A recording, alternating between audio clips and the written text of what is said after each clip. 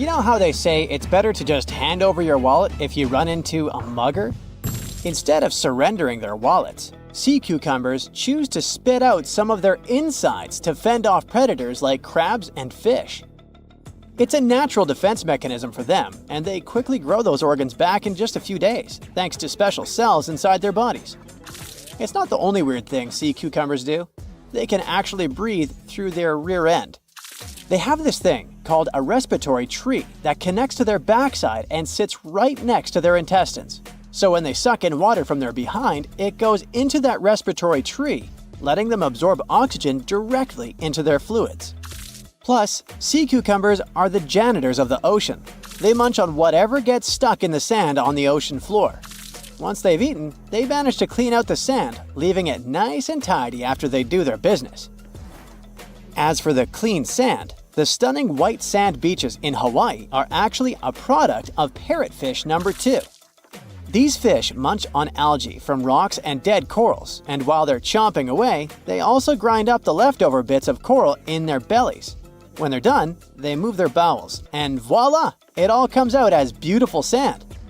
Not only do they play a vital role in keeping the coral reef ecosystem healthy, but they can churn out hundreds of pounds of this white sand every year. Marine animals are seriously impressive when it comes to holding their breath. Just look at sperm whales and elephant seals. They can stay underwater for a mind-blowing 2 hours. Then there's a Cuvier's beaked whale, which holds the crazy record at almost 4 hours underwater. When you compare that to the human record of 24 minutes and 37 seconds held by pro diver Budimir Shobat, it seems pretty insignificant. But what's the marine animal's secret that helps them excel humans this much? Unlike us, these sea creatures have a ton of hemoglobin and myoglobin in their blood and muscles, allowing them to store way more oxygen. When their oxygen runs low, myoglobin steps up and releases even more. Plus, they can tolerate higher levels of CO2, so they don't feel the need to breathe as quickly. There's even a study that found their myoglobin molecules have a unique charge that keeps them from sticking together, which boosts oxygen storage. And on top of all that, they can slow down their heart rate and restrict blood flow to hang out underwater even longer. Rumor has it that about 540 million years ago, a meteor loaded with frozen octopus eggs smashed into Earth. Sounds like a delirium, but some scientists are entertaining a very questionable idea that octopuses and their cephalopod buddies, like squids and cuttlefish, might actually have some extraterrestrial origins. The thing is, cephalopods have extraordinary DNA that doesn't look like any other DNA on our planet. They've got around 33,000 protein-coding genes in their genome, which is way more than what we humans have. A recent study suggests that their evolutionary story shows some odd traits that might hint at a connection to space, like they could be from some super far-off past, or even the future. The researchers went as far as to claim that modern octopuses could be the descendants of these frozen creatures that hitched a ride on comets and splashed down in our oceans. And why octopuses? Well, they really stand out in the animal kingdom. They can use different tools to build their own houses, and they can even solve everyday problems independently of their brain, as 2/3 of an octopus's neurons are in its arms. These traits seem to have just appeared out of nowhere during evolution. They even tossed around another quirky theory. What if an extraterrestrial virus crashed into early squid populations and gave them a crazy boost in evolution, turning them into the octopuses we know today? Anyways, these are just fun speculations without any hard proof. Now, this funky object is an animal, not a rock. It's called sand dollar. Just look at the shape of its shell. Once sand dollars are exposed to the sun, their shells lose their soft, spiny covering and become bleached white. Back in the day, beachcombers thought these shells looked a lot like big silver coins, kind of like the old Spanish dollar that was about the same size. But if you prefer, you can call them sand cakes instead.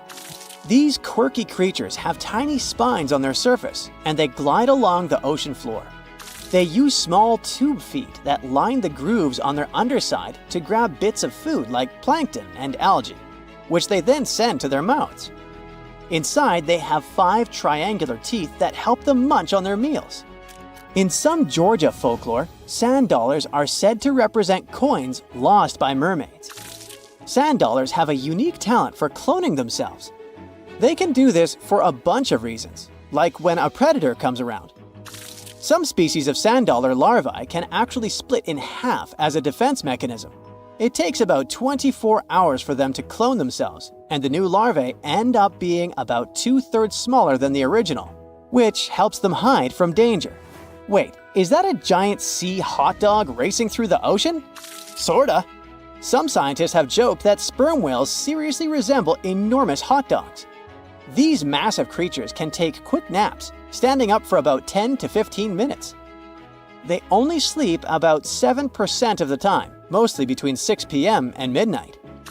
Sperm whales also have a cool ability to retract and extend their eyes, thanks to a thick retractor muscle around them, but they can't actually roll their eyes in their sockets. Plus, they have the most asymmetrical skull of any mammal out there. Oh, and let's not forget, they have the largest brain of any living creature, weighing in at over 9 pounds. Unlike us humans, if dolphins went into full-on snooze, they'd stop breathing and could drown. So they figured out a genius solution. They let only one side of their brain sleep at a time. This means one half stays awake to keep them breathing and watching out for any potential threats. When they snooze, they only close one eye. If their right brain is resting, their left eye is shut, and vice versa. This unique sleep style is called unihemispheric sleep, and it lets them recharge without ever fully losing awareness. On top of that, dolphins might be using corals and sponges like their own little pharmacies. Scientists have seen them rubbing their bodies against specific types of coral and sponges, suggesting they might be treating skin issues.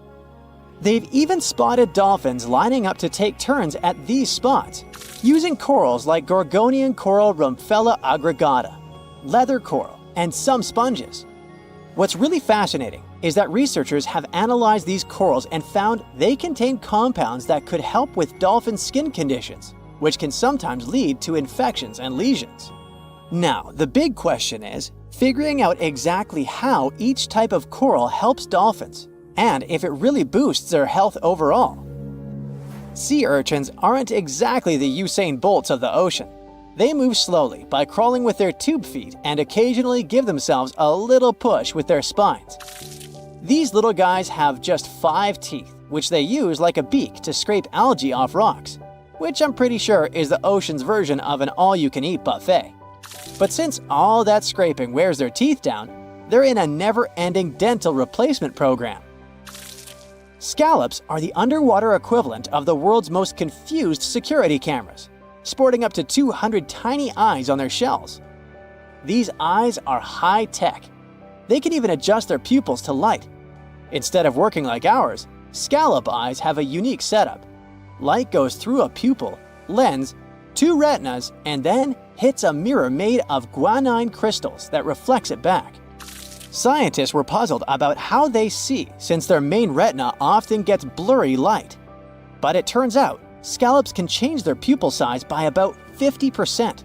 Just don't expect them to do it in a hurry, as it takes a few minutes. Now here's something really neat about orcas. They're expert hunters, and they do it in groups called pods. A pod can consist of up to 40 orcas, forming a very effective hunting team. Interestingly, there are distinct types of pods: resident and transient. Resident pods are more into fish, while transient pods have a taste for marine mammals. But no matter what type of pod they belong to, all orcas have one thing in common: they are master collaborators. They work together using smart hunting techniques that are often compared to the teamwork of wolf packs. Almost 95% of jellyfish's body is made of water.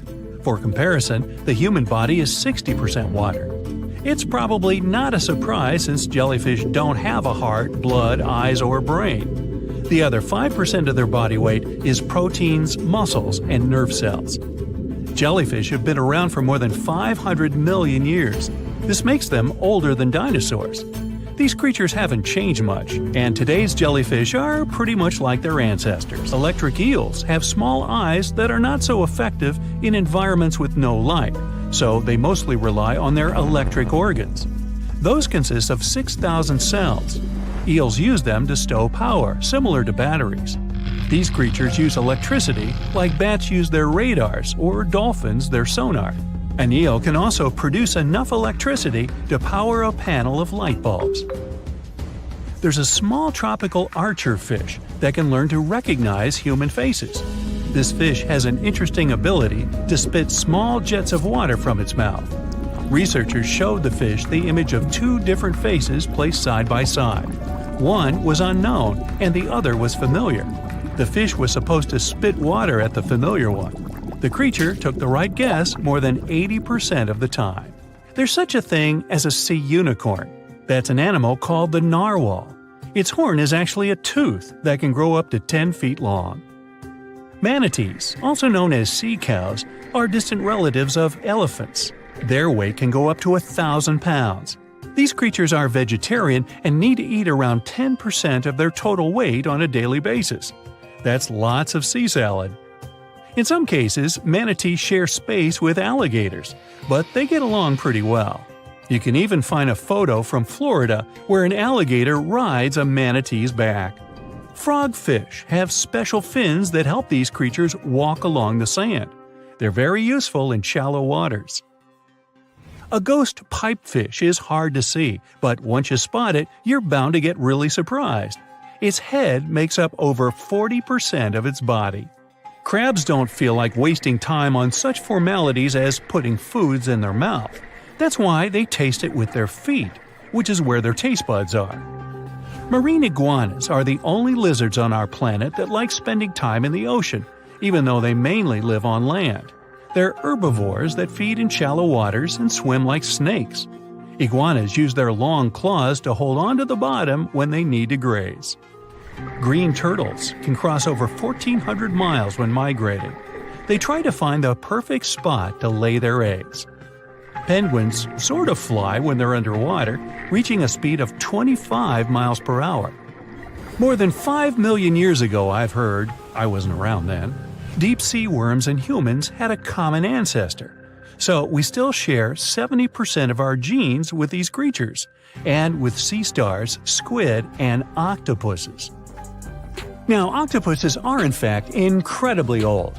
The oldest known fossil belongs to an animal that lived almost 300 million years ago.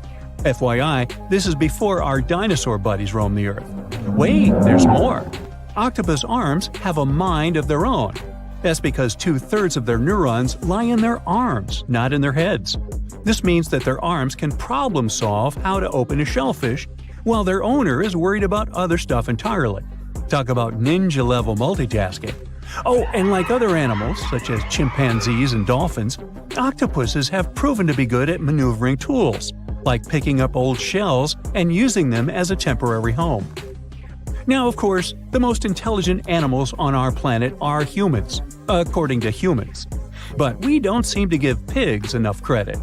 Pigs are so smart they can play video games. No, not Minecraft. But in a recent academic study, scientists had 4 pigs play a joystick game. They had to manipulate the stick so that the moving ball would hit the wall and then they would get a treat. All 4 pigs did great in the test, which was surprising even to the scientists. Now, pigeons also aced an impressive test. They were trained to differentiate a Picasso painting from a Monet one, which they had no trouble learning. Then they were able to apply this knowledge, identifying works of art they had not previously seen, meaning they really understood the difference between each painter. Poor things are always seen as a nuisance. Now, if we placed kangaroos in an animal's most amazing ability contest, they'd win. It's mainly because they break the 4-legged rule. A special species of kangaroo, the red kangaroo, uses its tail to help propel it forward. Now, visually, it has 4 limbs, but in practice, it uses 5. They're biologically built to use their tail as a 5th limb, since it's packed with articulated vertebrae and thick muscles. Of course, it had to be an Australian animal. Deep within the Sahara Desert, you'll find a little creature known as the fennec fox. This huge-eared animal adapted perfectly to survive in its hostile environment. The huge ears help them to dissipate the unbearable heat of the desert, as well as help them to hunt for underground prey. Now meet this guy. Unlike what its name might suggest, the red panda is closer to a raccoon than it is to a giant panda.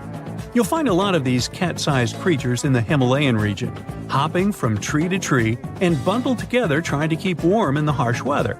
They're gentle and friendly like their big panda cousins, and occasionally enjoy eating some bamboo sticks. And then there are bees. Compared to humans, bees' brains are the size of pinheads, yet they are capable of astounding things. Let's say a bee is running low on energy after a long search flight. This bee desperately needs a drop of honey in order to continue flying, but smartly enough, she doesn't need to go back to the hive to recharge. She can ask a fellow beehive mate for a drop of honey directly from this other bee's stomach and continue flying. This type of decentralized system allows them to build highly effective societies, one that bees don't need to push the queues in front of the honey cells, for example. Every year in the winter, great white sharks that live along the California coastline disappear. It feels as if they take a vacation for 30 to 40 days. The animals go to a point halfway between Hawaii and Mexico. They might do it to get some food, relax, or hang out with their buddies from other areas. The spot is now called the Whale Shark Cafe. Some types of sharks, like makos, whale sharks, or white sharks, breathe in a very specific way. It requires them to swim all the time. They also need to move quickly and with their mouth open. This way, the oxygen can enter and reach their gills. Sea sponges are some of the most primitive animals. They're immobile, don't have a mouth, eyes, bones, brain, heart, lungs, or any other organ whatsoever. And still, they're alive. There's such a thing as a sea unicorn. That's an animal called the narwhal. Its horn is actually a tooth that can grow up to 10 feet long. Manatees, also known as sea cows, are distant relatives of elephants. Their weight can go up to 1,000 pounds. These creatures are vegetarian and need to eat around 10% of their total weight on a daily basis. That's lots of sea salad. In some cases, manatees share space with alligators, but they get along pretty well. You can even find a photo from Florida where an alligator rides a manatee's back. Frogfish have special fins that help these creatures walk along the sand.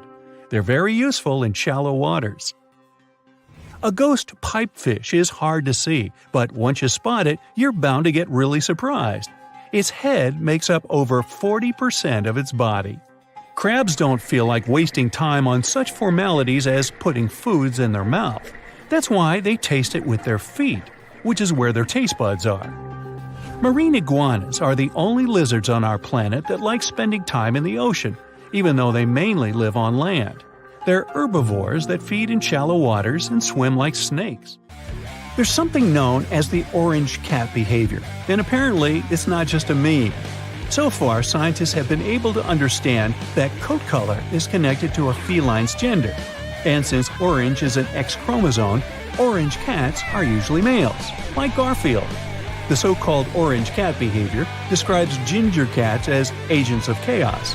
Again, pretty much like Garfield. However, there haven't been any conclusive studies on whether coat color and cat behavior are truly linked. In terms of vision, mantis shrimps probably have the most psychedelic vision out of all animals. These funny-looking creatures have a whopping 16 varieties of photoreceptors, with 5 of them reserved for the ultraviolet or UV spectrum. Ultraviolet rays are really short wavelengths, which are invisible to humans. The thing science still doesn't understand is how exactly these mantis shrimp view the world around them. Sure, they can perceive a bunch of colors, but they can't necessarily distinguish all of these colors among themselves. It can be that they just see a lot of really vivid, really blurry colors, but we haven't figured out a way to check that out. Now, to say sloths are cute is an understatement. They may be one of the friendliest animals in the jungle, but there's more. If you look closely at their fur coat, you'll notice hints of green. These greeneries are actually tiny little algae that grow alongside sloths. They help sloths to camouflage better in the jungle, but they also nurture them. The little cracks inside a sloth's fur create the perfect environment for algae reproduction, and scientists have found species of algae that don't exist anywhere else in the world. They do get by with a little help from their friends. Deep within the Sahara Desert, you'll find a little creature known as the fennec fox. This huge-eared animal adapted perfectly to survive in its hostile environment. The huge ears help them to dissipate the unbearable heat of the desert, as well as help them to hunt for underground prey.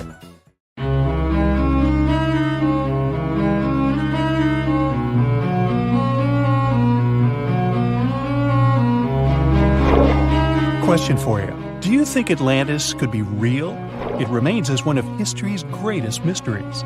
The legend began with Plato, all the way back in ancient Greece. The tale of a civilization that formed and prospered before our own. Atlantis was supposedly a highly technological society, much like the Mayans. But, as the legend says, due to the people's greed, they were punished by a flood that destroyed and submerged their cities. Different theories try to guess Atlantis' location. Some say it was in the Mediterranean Sea. Some say it's beneath the Bermuda Triangle.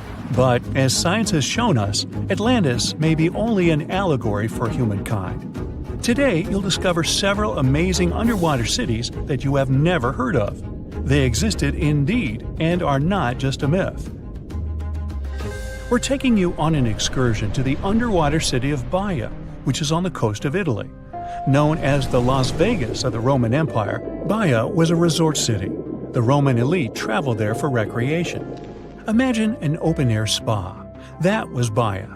You can visit the submerged town by scuba diving and get close to that perfectly preserved, magnificent Roman sculpture, a true underwater wonder. You can spot the crumbled temples and buildings through glass-bottom boats. This is a moss-covered museum in Claudio's Nymphaeum. To your left, you can see a collection of classical Greek statues.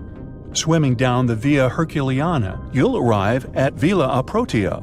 Villas are Italian-style houses, and here you can admire their original marble floors. Notice the black and white patterns and the astounding shapes they make. Next, you'll arrive at Portus Julius. Can you see the collapsing wall structures at the bottom of the seafloor?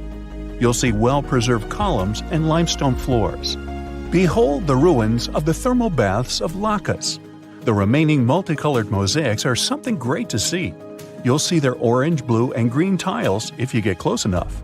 At Pisoni's Villa Pila, you'll see 25 preserved Roman pillars. Notice the arches, the frescoes nearby, and the magnitude of this well-kept treasure. The city was located over natural volcanic vents, so there were hot springs to be used at will.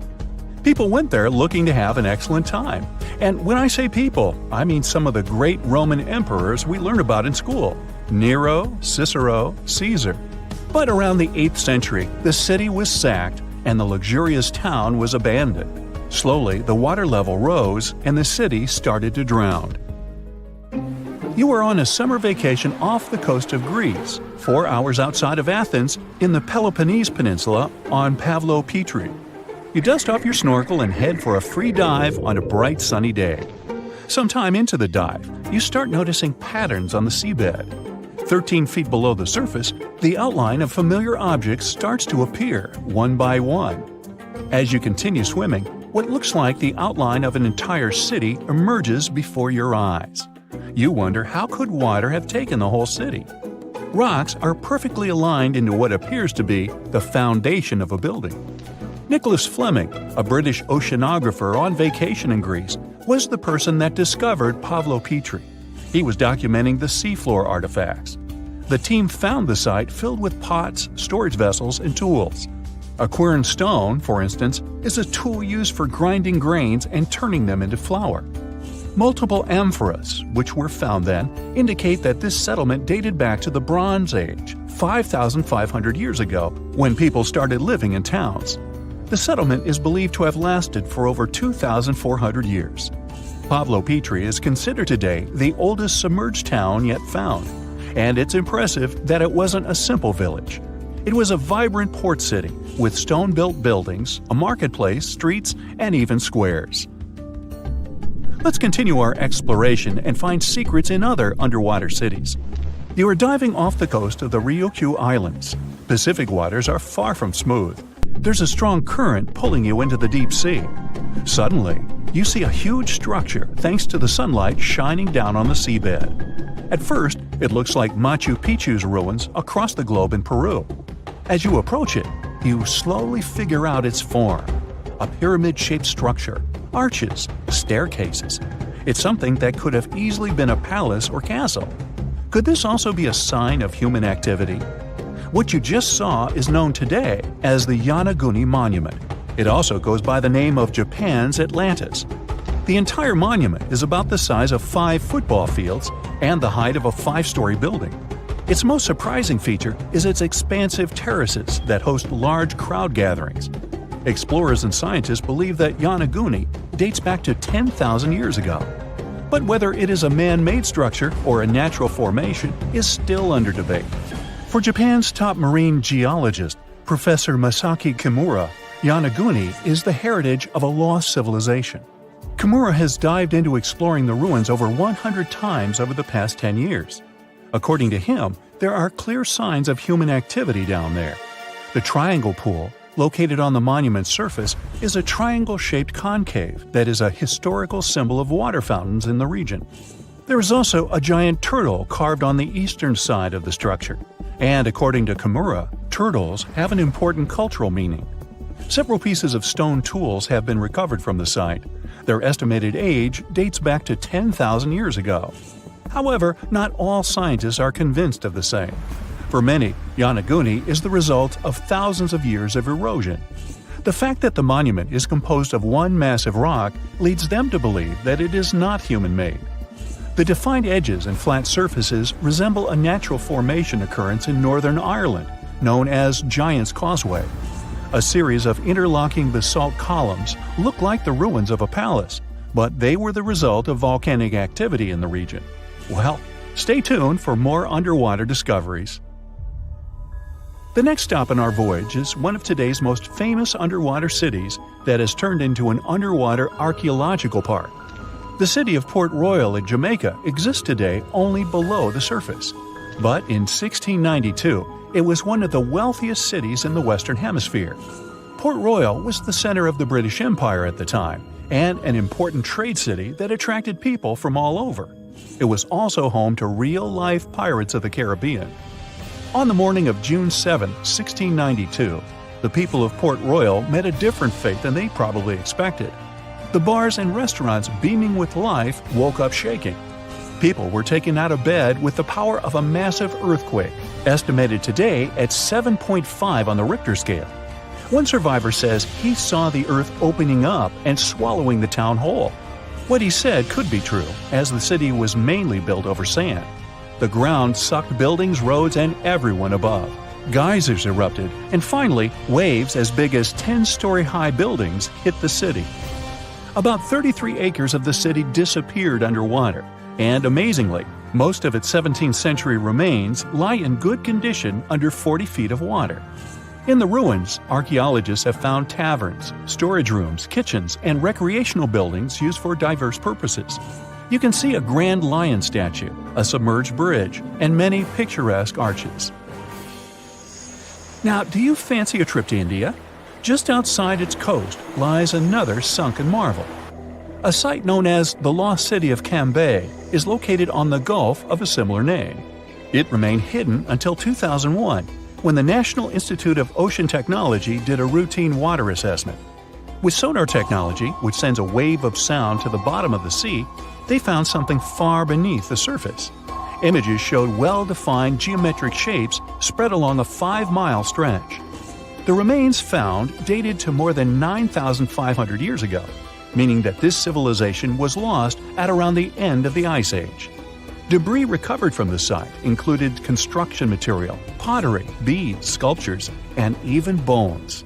Scientists argue whether these artifacts are indeed from the site, but if they truly are, then the Lost City of Cambay would be the oldest civilization in the world. How much time passed between the inventions of the first computer and the appearance of the modern one?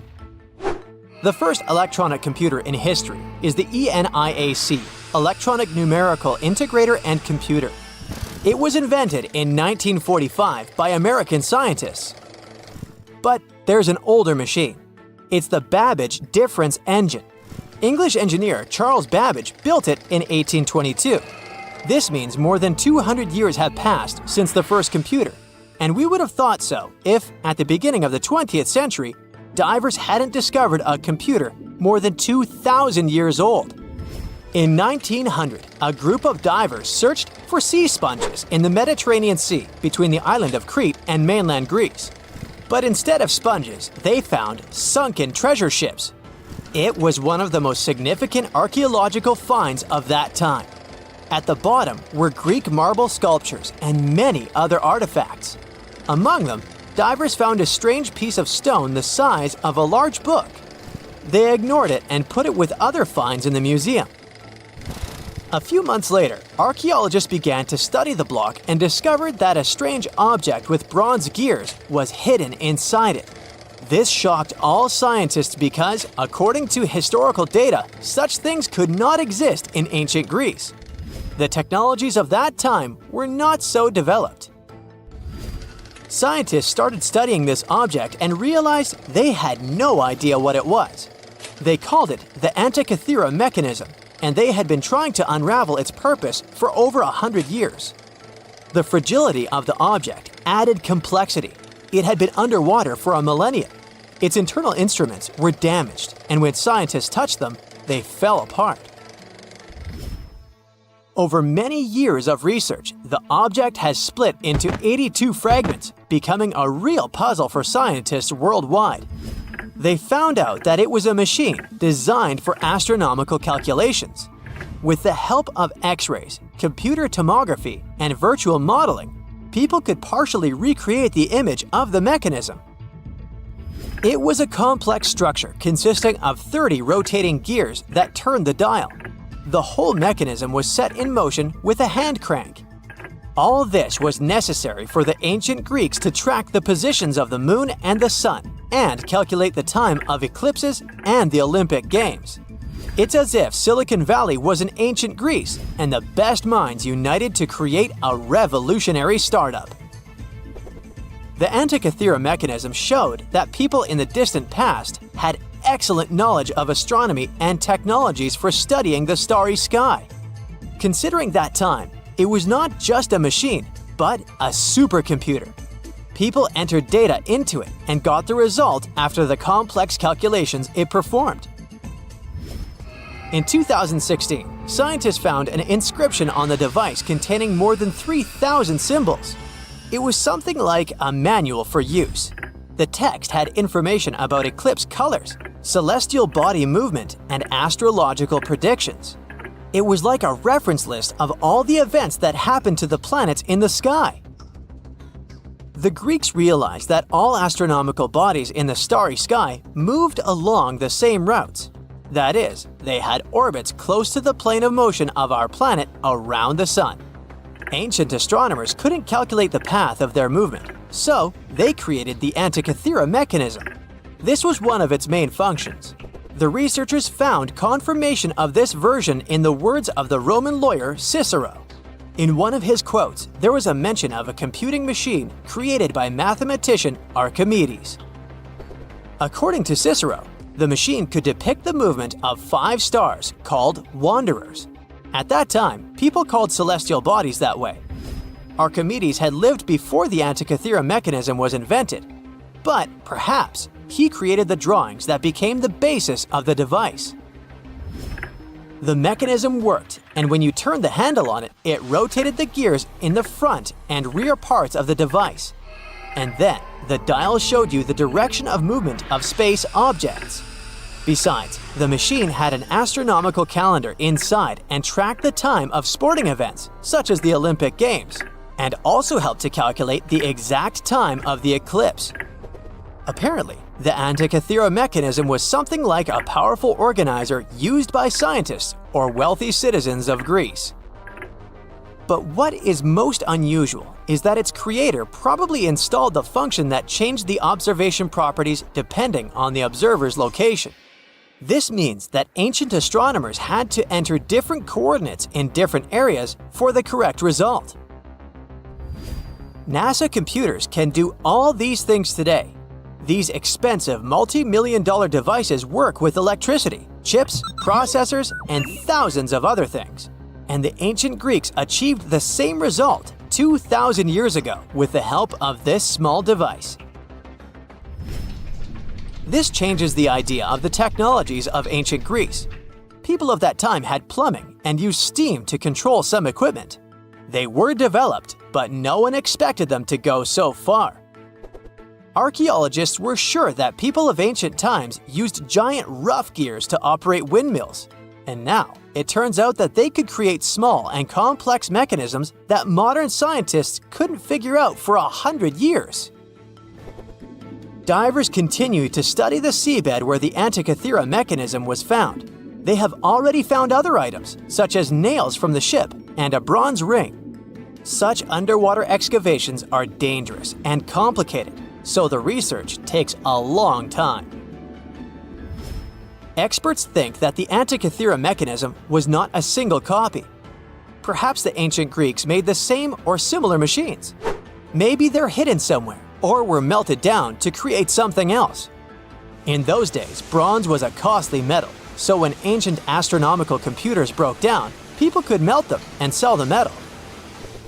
Some researchers refer to the Antikythera mechanism as the ancient prototype of all modern devices. Phones, computers, and tablets have something in common with this machine. By the way, have you heard of the odometer device? This device tracks the distance traveled by car or other means of transport. Nowadays, odometers are digital, but this technology used to be mechanical, and the ancient Greeks were the first to invent it. According to some records, Archimedes might have created it.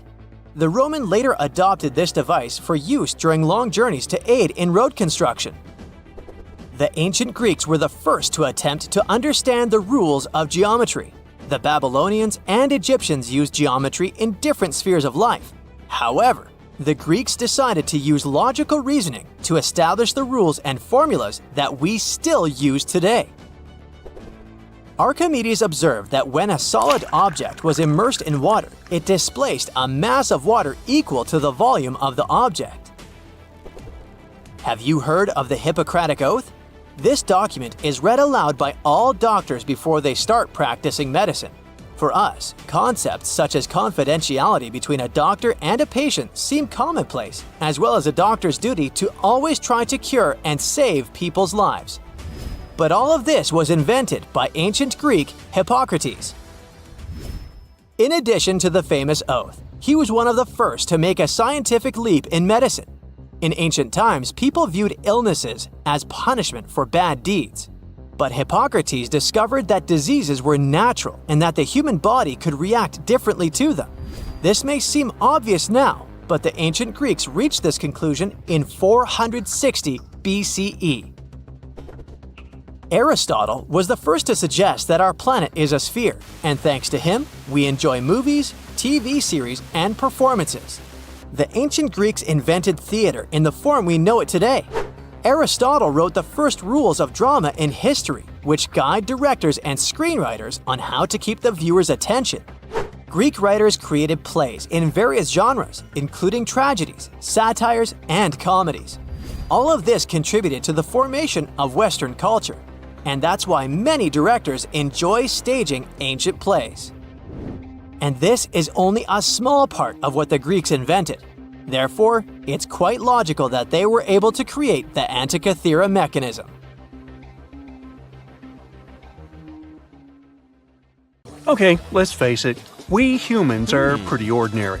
I mean, we're no superheroes with superpowers, right? What, you didn't get the memo? But the animal world has a bunch of superheroes. Some creatures live forever, and those who seem to not care about the laws of gravity. Critters that are immune to venom, and those that can run on water. And some of them will send shivers down your spine. So the first superpower on the list is the ability to live without water. Kangaroo rats can get by without water for years. They actually don't mind living without any water. Humans, on the other hand, can only survive 3 days without water. Humans 0, kangaroo rats 1. These little buddies live in extremely arid desert areas and have to get water from the seeds and plants they eat. And although it may sound a bit disturbing, kangaroo rats also know how to extract water from their urine before they set off on a bathroom trip. This way, they don't waste a single drop of precious moisture. Well, that would come in handy at sporting events. Now let me introduce you to the Peter Parker of the animal world. Yep, seems like Spider-Man is real, but not human. Meet a gecko lizard, or simply gecko. This critter has a marvelous ability to climb up all kinds of vertical surfaces and can even go for a walk on the ceiling. This gravity-defying feat is possible thanks to the lizard's unique foot pads covered with tiny hairs.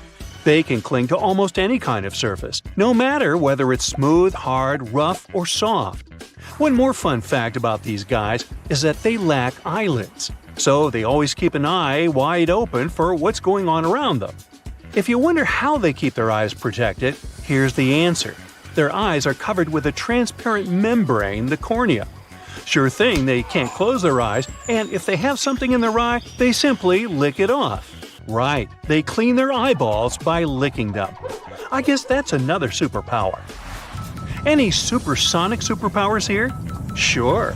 A 1-inch long subtropical shrimp disorients its prey with a sonic boom. Despite its modest size, the pistol shrimp is one of the loudest marine animals. When the shrimp snaps its claws, it creates a sound as loud as a sonic boom. Naturally, this sound stuns the prey, and the shrimp can catch it without too much effort. Now, in the comic world, there's Venom. In the animal world, there's a guy that can be called anti-venom. Opossums are known for their handy trick of pretending to have passed away when a predator attacks them. But that's not the end of the story.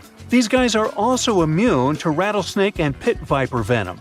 The secret is a peptide that helps opossums neutralize dangerous chemicals. This is the reason why snakes are a favorite treat on opossums' diet. There's one curious thing they have on their diet: ticks. One opossum can hoover up about 5,000 ticks per season, and most of them are picked off their own bodies. Now, imagine a fish that is so notorious that it's called a dangerous fish. It's mabenga, and it literally translates to dangerous fish in Swahili. This monster lives in freshwater and doesn't mind having a crocodile for lunch. Not a whole crocodile, but mabenga can take a bite out of them. But to be honest, these guys are intimidated by the crocodiles, the same way the crocs are intimidated by them. Now, you're watching this video on some gadget, right? Well, we all owe the gadgets we have to the electric eels in some way. I mean, all gadgets have batteries, and eels contributed a lot to the invention of an electric battery back in 1800. I know, the batteries have unrecognizably changed since then, but still, the first electric battery ever was invented thanks to electric eels. Anyway, if you see one of them and want to thank them for their magnificent invention, don't do that. Thing is, they can deliver shocks up to 860 volts. You don't want to experience that. Now let's talk about the Count Dracula of the animal kingdom. Nope, I'm not talking about bats. I'm talking about the fanged vampire fish. These fish are known as payara and have 2 long fangs protruding from their lower jaw. Here's why some people associate them with vampires. Hippos are the beauty gurus, since they know how to save a fortune on skincare. Living under the harsh African sun, these animals secrete a sweat-like red oily substance that evaporates and keeps the animals' bodies cool.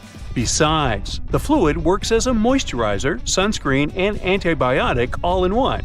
But they're not the only ones with such a superpower. Mantis shrimp know how to produce natural sunscreen too, but they use it for eye protection. It's all about amino acid pigments, and these pigments act as special filters that contribute to their sharp vision too. That's what I call multitasking. Meerkats have dark patches around their eyes which makes them look even cuter. But these black circles aren't there just to make these buddies more adorable. They also function as built-in sunglasses. The dark fur on the patches blocks the blazing sun, and as a result, meerkats can gaze directly at the sky. On top of that, the sentry, a meerkat that watches out for birds and other predators, can easily see danger coming and alert its mates. Wild goats are famous for their climbing skills, but the alpine ibex from northern Italy is the champion. This critter can climb nearly any vertical surface, defying several physical laws in the process. Interestingly, the animals that do walk on the steepest cliff walls are typically mother goats with their little ones. Large males prefer to keep their distance and use flat horizontal surfaces. Smart guys. Some animals protect themselves with venom or nasty bites, while others use chemical tricks for protection. Listen to this. Some species of millipedes produce hydrogen cyanide and exude it when they feel threatened. Hydrogen cyanide is odorless but highly toxic. One little millipede can't seriously hurt you, but you may have burns or even blisters if your skin is sensitive. Plus, to make the picture even scarier, some millipedes glow in the dark. So watch out, and if you see a crawling spot of light at night, run away as fast as you can. When the bombardier beetle feels threatened, it sprays scorching liquid from the tip of its abdomen with a loud popping sound. As soon as the beetle senses danger, a chemical reaction starts in special reservoirs in its abdomen. The heat from this process nearly reaches the boiling point and also produces special gas that triggers the ejection. This super protection is usually fatal for the attacking insects. I guess so. Plumed basculus lizards have an uncanny ability to run on water. First of all, their hind feet are equipped with long toes which have fringes of skin that can spread out in the water. As a result, a bigger surface of the lizard's foot comes into contact with water. Then, when it runs on water, it pumps its legs incredibly fast. This creates little pockets of air that prevent the animal from drowning by keeping it on the surface. Now, fleas can be annoying, but it doesn't make them any less amazing. These tiny critters can leap about 50 times their body length. If people could do the same, we would be jumping about 1/4 mile into the air. Well, let's try it. The most curious thing about fleas' astonishing ability is that they take most of the power for leaps from their toes, not knees. So, what's your favorite animal superpower? I vote for the kangaroo rat. I don't like standing in lines for the bathroom. Check out the cool map of New Orleans, USA. See those bold gray lines around the city? Those are levees keeping the city safe from the red flood coming in from Lake Maurepas, Lake Salvador, and Little Lake. Without those levees, New Orleans would be in big trouble with rising sea levels. Even with the levees, the damage looks pretty bad. The Biloxi and Jean Lafitte Wildlife Preserve look like they're almost underwater on the map.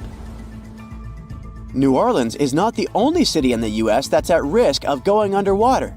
The city of Savannah is located right in the middle of Hurricane Central. But even without Mother Nature's fury, the place is facing some serious sea level rise.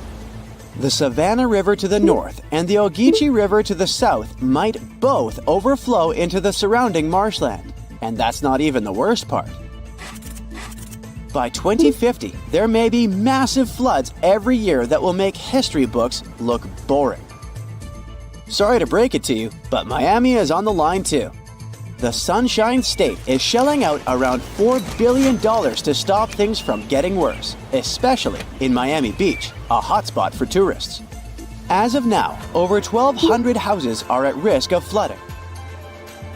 The Big Apple is also getting hit with more and more crazy floods. In November 2021, they even had their first ever flash flood emergency. But still, the city is not ready for it at all. Even the Statue of Liberty, one of the most famous spots in NYC, got messed up in Hurricane Sandy. Now with sea levels rising, Lady Liberty is in danger once again. Tabasco, Mexico is no stranger to flooding, thanks to its coastal location on the Gulf of Mexico. This low, flat state is covered in wetlands and forests and already deals with seasonal floods. But with sea levels rising, it could eventually be completely taken over by water. This would put at risk some seriously important things, like the Mayan ruins of Malpasito and Comacalco and Tabasco sauce. Sorry, the sauce comes from Louisiana. Jokes aside, it's not just Tabasco. Parts of the Yucatan Peninsula and Baja California are also at risk from rising sea levels. Panama City is also in trouble. Apparently, the super trendy Casco Viejo and the swanky Costa del Este hood might get submerged in 2050, when Pedro Arias de Avila first founded it. Fun fact, it was the first European settlement on the Pacific coast. The 17th and 18th century forts on the Caribbean side are also in danger. According to Climate Central, they might get washed away by rising sea levels. Even UNESCO has had them on its risk list since 2012. Some more sad news. The Bahamas is going to be hit hard by rising sea levels. I mean, Hurricane Dorian was already a huge bummer in 2019. And now, they're saying most of Grand Bahama, Nassau, Abaco, and Spanish Wells could go underwater by 2050 due to various reasons. Amsterdam. The Netherlands is one of the Low Countries for a reason. The city and its buddies Rotterdam and Den Haag sit low and close to the North Sea. You gotta hand it to the Dutch though. They know how to handle the water and keep it at bay with high-tech flood defenses. With sea levels constantly on the rise, it looks like their impressive system of dikes, dams, barriers, levees, and floodgates is gonna get even more crucial in the future. Still, despite all the effort, some experts are afraid that the Venice of the North might go underwater by 2030. Well, this one is not something you would expect, but still. Venice is sinking by 2 millimeters every year, and the sea levels are rising. This means that the city is getting flooded more often, and it's only going to get worse because of climate change. Just like New Orleans, Venice has a flood defense system, but as the crisis gets worse, it's going to be harder and more expensive to keep it going. Even worse, beautiful St. Mark's Basilica has already been hit hard by flooding. They tried to introduce a flood barrier system, but even that didn't work out perfectly. In 2020, the flood barrier was not used and St. Mark's Square got majorly damaged. Looks like even when we try to prevent the effects of climate change, things don't always go according to plan. In London, rising sea levels are causing more flooding along the Thames estuary, and it's not looking good. Areas along the River Thames are especially at risk, putting iconic buildings like the Tower of London and the House of Parliament, as well as cultural hotspots like the Tate Modern and Shakespeare's Globe in jeopardy. And the British Museum? It has so much precious stuff, even Gollum would be jealous. We just can't let it go underwater. During your next Euro trip, make sure to add Bruges in Belgium to your list. Chances are you won't see it if you skip it this time. The thing is, it's also in danger of getting flooded. Bruges is now a UNESCO World Heritage Site, so we really hope they can protect it from any potential floods. Plus, it has a lot of nice local specialties we don't want to lose. You may not know it, but Andalusia in Spain is home to Western Europe's oldest city, Cadiz. It's been around for over 3,000 years thanks to the Phoenicians. But unfortunately, climate change is putting it at risk.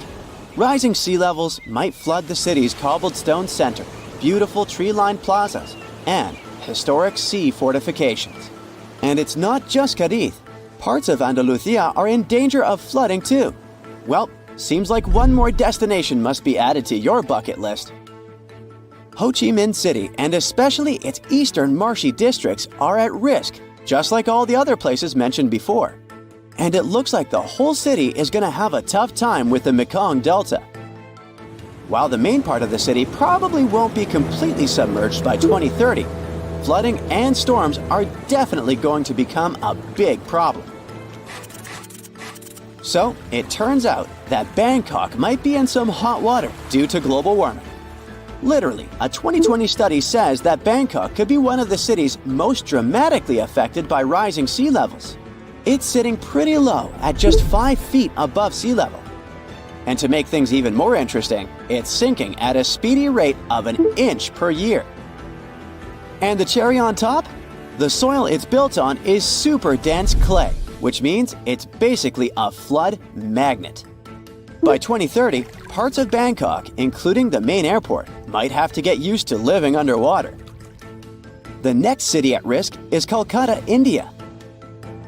The fertile land in West Bengal has been a major key to their success for ages, but now it's causing some big worries in Kolkata and the surrounding areas. Just like Ho Chi Minh City, they could have some serious problems with all that rain during monsoon season.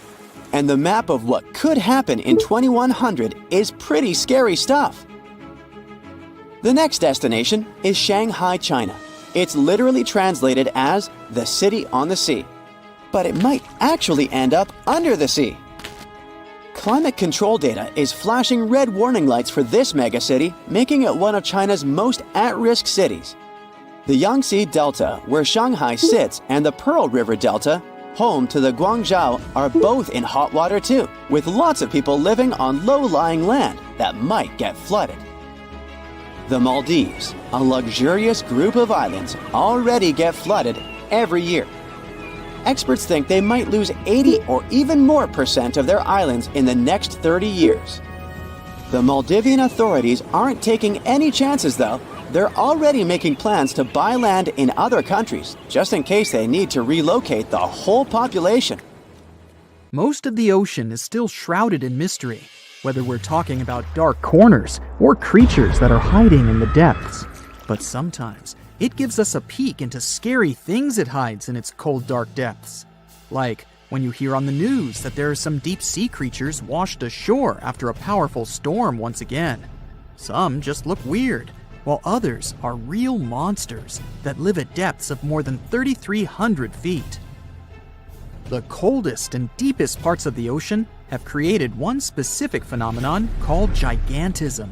So, sea spiders, squids, worms, and many other animals, mostly invertebrates, or creatures without backbones, they're all way bigger and scarier than the versions we see in the more shallow areas. In the Pacific depths, you can see a sea sponge as large as a minivan. Or what about the colossal squid that lives in sub-Antarctic waters and is nearly 14 times longer than the arrow squid, a type that mostly lives in New Zealand? Researchers found many of these underwater monsters in the abyssal zone of the ocean. Back in 2021, the researchers showed images of the giant phantom jelly. It was at a depth of 3,200 feet. Its tentacles were 33 feet long. Wow, I wouldn't like to face that one on the beach. It probably eats only small fish and plankton, but it can swim to depths of more than 21,900 feet. And down there, this giant jelly doesn't have enough food. How does it survive then? Scientists haven't figured it out yet. And there are even more questions related to the giant squid, the biggest one ever found. This monster is 43 feet long, with a weight of nearly a ton. Imagine if those tentacles would grab your car, or something like that. They would smash it like it was a toy. There's no light in the abyssal zone. Sun rays just can't penetrate that deep.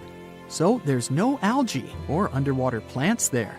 Local animals mostly eat snow. Marine snow is not like the regular one you build a snowman with. It consists of any small flakes or remains that fall from the surface of the ocean. Maybe even some leftovers that animals up there couldn't eat. So it's not much. But apparently, it's enough for very large creatures that hide deep down there, like giant squids. Squids that generally live at such depths don't bother going after their prey. They just wait until the poor animal swims right up to their long tentacles and falls into a trap. It may not be the best method ever, because not many animals will even swim into these dark, cold parts. But it's the method that saves energy. A giant squid eats only 1 ounce of fish daily, which is approximately 45 calories. That's nearly 50 times fewer calories than an average person should eat per day. So when a squid gets 1 fish, it saves it for a couple of days. I hope giant squids won't get the idea to go to the surface and look for food when there's not enough of it in the abyssal zone. And I hope even more that giant Greenland sharks won't get that same idea. You can find them at depths of up to 7,200 feet. They're twice as slow as we usually walk. They swim at a speed of 1.12 feet per second. Their slowness is part of the energy-saving mechanism that creatures down there need to survive. but they can speed up in the form of short bursts when they need to catch prey. But they kinda change their diet from predator to scavenger, considering their environment. There will be more leftovers falling from the surface than animals to go after. Greenland sharks grow just 0.4 inches per year, and they're mostly 20 feet long, which means they live for a very long time, sometimes up to 400 years. They also have a slow metabolism, and that's one of the main factors for their long life, too. Greenland sharks like to spend their time in cold waters. They're adapted to that, since their tissues have specific chemical compounds that prevent the forming of ice crystals all over their body. That means they have some sort of natural antifreeze. So, what makes them so big? Scientists are still not sure, but some theories try to explain it. There's this thing called Kleiber's rule that says bigger animals tend to be more efficient. Just take a small fish and compare it to a whale with a mass hundreds of times bigger. The whale has a greater metabolism. It conserves energy more efficiently and loses less of it to the surroundings through heat. Moving on, bigger animals can ingest bigger prey. They're more likely to go through tough issues in their environment or defend themselves from predators going after them. Also, the body gets bigger when temperatures are lower. The Greenland shark is a perfect example. So are giant sea spiders. Sea spiders are generally common, and you find some very small ones at 0.04 inches. But in deeper parts of the Antarctic, they become 3-foot-long giants. They grow so big because the cold water has more oxygen. That way, more of it diffuses into the animal's body, and that allows it to grow bigger. Yeah, both as a creature and a nightmare. And how about this giant tube worm? Researchers found it accidentally while they were exploring the mysteries of the Pacific Ocean floor. They stumbled upon unusual hydrothermal vents. Volcanic heat is a thing that gets them going. As water seeps down through faults or cracks in the rock, these vents change their direction.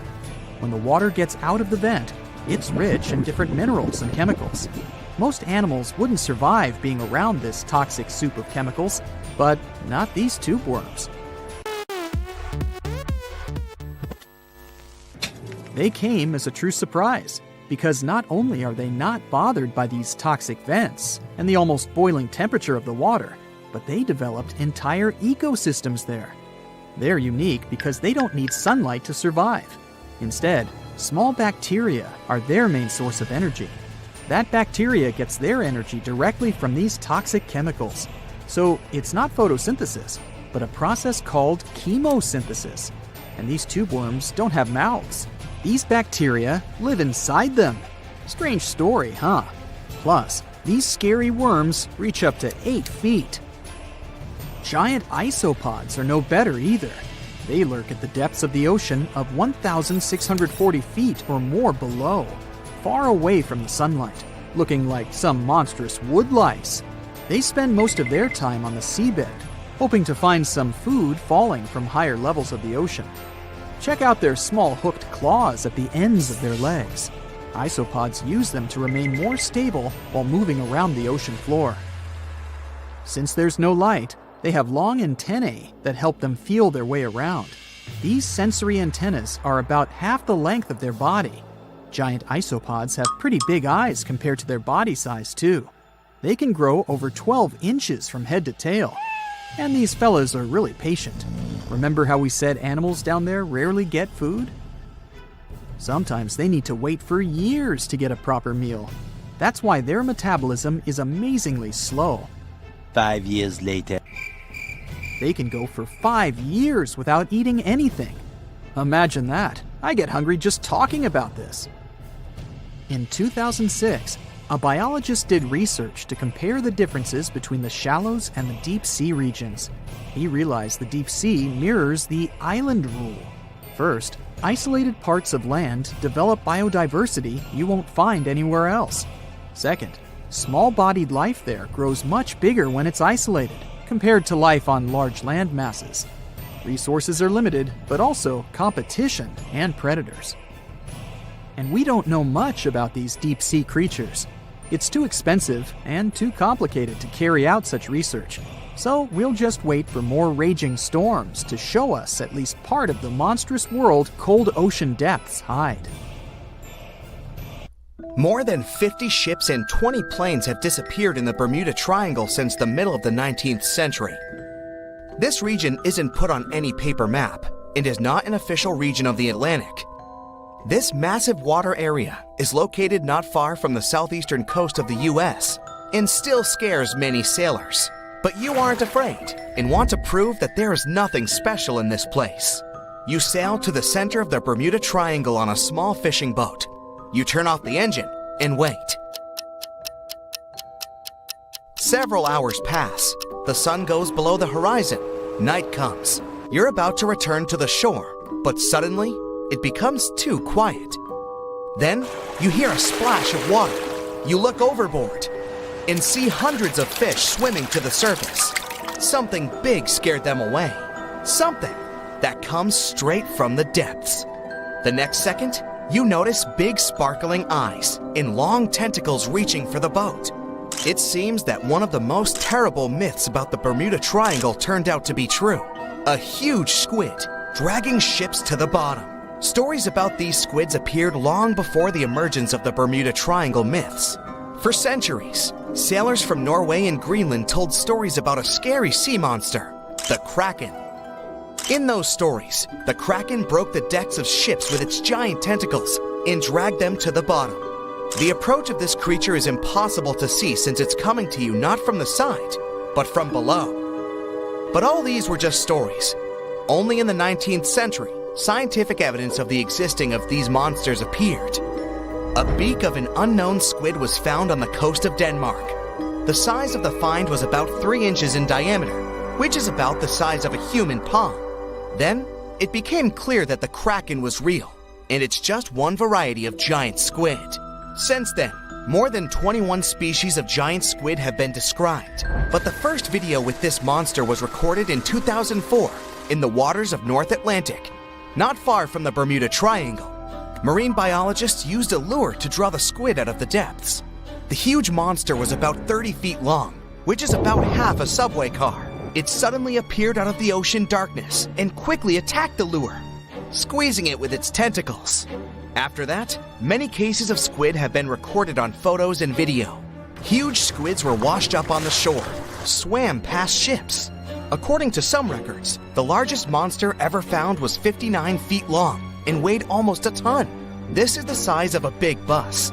Some scientists believe that giant squids can reach 150 feet in length, which is almost twice the size of a basketball court. But the big size is not enough to sink a ship. The first thing that helps squids do this is the surprise effect. Squids come from the depths, which mean they can be seen from the deck, but the monster can see a boat from afar. It has the biggest eyes in the world. One eye is about the size of a basketball. The eyesight of a giant squid allows them to see prey in the Black Sea depths and from a big distance. Most sea creatures on the planet can't see in such conditions. So, the squid notices your ship and decides that it's food. It quickly approaches the boat and attacks with its tentacles. The squid has 8 limbs and 2 extra longer tentacles the monster uses to bring food to the beak-shaped mouth. The others are covered with dozens of suction cups filled with sharp teeth. Nothing can escape if the squid grabs it. The squid wraps its tentacles around your boat. With the teeth on each arm, it bites the deck. 2 long tentacles can grab you while you're running around in panic. The squid can rock the ship from side to side until one of its parts sinks in the water. You fight off 2 long tentacles and fall off your feet. The squid's 8 arms are squeezing stronger. You can hear the boat's hull cracking. The squid is big, but still can't sink a large metal object. Possibly, it couldn't have sunk huge ships that disappeared in the Bermuda Triangle. You see how the squid swims away into the depths. You're lucky this time, but you definitely wouldn't handle 2 such monsters. The existence of giant squids was proven more than 150 years ago, but people still don't know anything about them. The fact is that they are some of the most elusive creatures on Earth. They swim fast, spending most of their time at depths of 1,300 to 3,000 feet. To descend there, people need sturdy submarines and bulky equipment that create a lot of noise. The squid will notice them much earlier and swim away. Scientists don't know anything about their behavior, social life, habits, or a distance they swim during the day. And most importantly, we don't know how many of them are hidden in the water. The ocean is only 5% explored. It's possible that millions of giant squids swim in the sea depths. Just imagine hundreds of giant tentacles reaching out to a group of ships sailing through the Bermuda Triangle. In the past centuries, they could easily sink an entire fleet, since the ships were made of wood and were lighter. Squids wrapped decks with their strong tentacles, made holes in the ship's bodies with their sharp beaks. Toothy suction cups could break the masts and tear the sails. The water was filling the holes and slowly rising to the deck. The ship sank in a matter of minutes. Survivors reached the shore and told everyone about huge monsters. This is how the legends of the Kraken appeared. Fortunately, now people have sonars and equipment for monitoring the sea space. You start the engine to swim to the shore and notice that about 30 tentacles are reaching out to you from the water. 3 giant squids squeeze the boat from all sides and pull it down. It looks like there's no way out. You look overboard and see black eyes looking right at you. At this moment, you find a solution. Squids spend their whole life in darkness and are afraid of the light. Fortunately, you have a signal rocket. You use it to scare the monsters away. Squids go back down into the water, but apparently not for long. You release a few more rockets into the ocean and scream in fear. The red light illuminates the sea darkness, and you see hundreds of moving tentacles. They quickly swim away from the fire to a safe distance. At full throttle, you're sailing to the shore and releasing all the signal fires into the water. You don't give the squids a chance to get close to you. Finally, you get to land, confident that you will never return to this place. The bad news is, these creatures swim not only in the Bermuda Triangle. People found giant squid in the oceans all over the world. Yeah, it's possible the giant squid is the main reason for the disappearance of ships, but this doesn't make the Bermuda Triangle a unique place. Boats and cargo ships disappear all over the Atlantic Ocean. The Triangle is not even included in the top 10 of such places. Also, this area is one of the most popular shipping routes of the Atlantic. And the more ships sail in one place, the more ships are lost. Many scientists believe the reason of the disappearances here is strong storms and hurricanes. Bermuda is located in an area of high pressure, which diverts thunderstorms towards the Triangle. The waves reach such sizes here that they can turn ships over. Thunder and frequent flashes of lightning disable planes. The Earth's magnetic field is weakened at the location of the Triangle. This field works as a shield, which repels solar particles. Here, solar radiation passes through the upper layers of the atmosphere and can negatively affect the electronics operation. Also, there is a theory that says that the Bermuda Triangle is the center of a magnetic anomaly. But scientists made many checks of the magnetic map of this region and haven't found any oddities. If there were a profession of evolutionary or nature detective, the first thing such detectives would do is investigate the mystery of anteaters. For some reason, after dinosaurs, different species of mammals evolved to feed on ants. And such mammals appeared at least 12 times. While investigating these mysteries, you will learn about new properties of evolution that will also understand what anteaters, pets, and crabs have in common. What? Yep, crabs play an important role in this detective story. So, scientists have recently conducted a large-scale study and found out that over the past 66 million years, different mammals have chosen a lifestyle where they only eat ants. At least 12 separate evolutionary lineages of mammals have adapted to this diet. From the point of view of evolution, there is a logic here. Ants are very nutritious. Most species of ants are harmless and non-venomous. They don't harm anyone and are constantly multiplying. They are an unlimited supply of nutrients. By the way, according to research, the total number of ants is about 20 quadrillion. 1 quadrillion is 1 million billion. Can you imagine that? And the total biomass of these ants is 12 megatons. 1 megaton contains 1 million tons. If you weigh all the wild animals and birds on Earth, their combined weight will be less than the total mass of ants. This weight is 20% of the biomass of all humankind. But that wasn't always like that. After dinosaurs disappeared, the proportion of ants was less than 1% of the total insect population. But their numbers increased sharply to about 23 million years ago at the beginning of the period known as the Miocene. More and more animals include ants in their diet. Science calls feeding exclusively on ants obligate myrmecophagy. In addition to their nutritional properties and almost unlimited numbers, ants are easy to get. It's enough to have certain body features like elongated skulls and tongues. And evolution gives mammals these features. Their teeth often get reduced. That is, they decrease in number and size. They often have strong claws and strong forelimbs, which allow them to dig insect nests. Also, some animals united by their love for ants have lower body temperature and slow metabolism.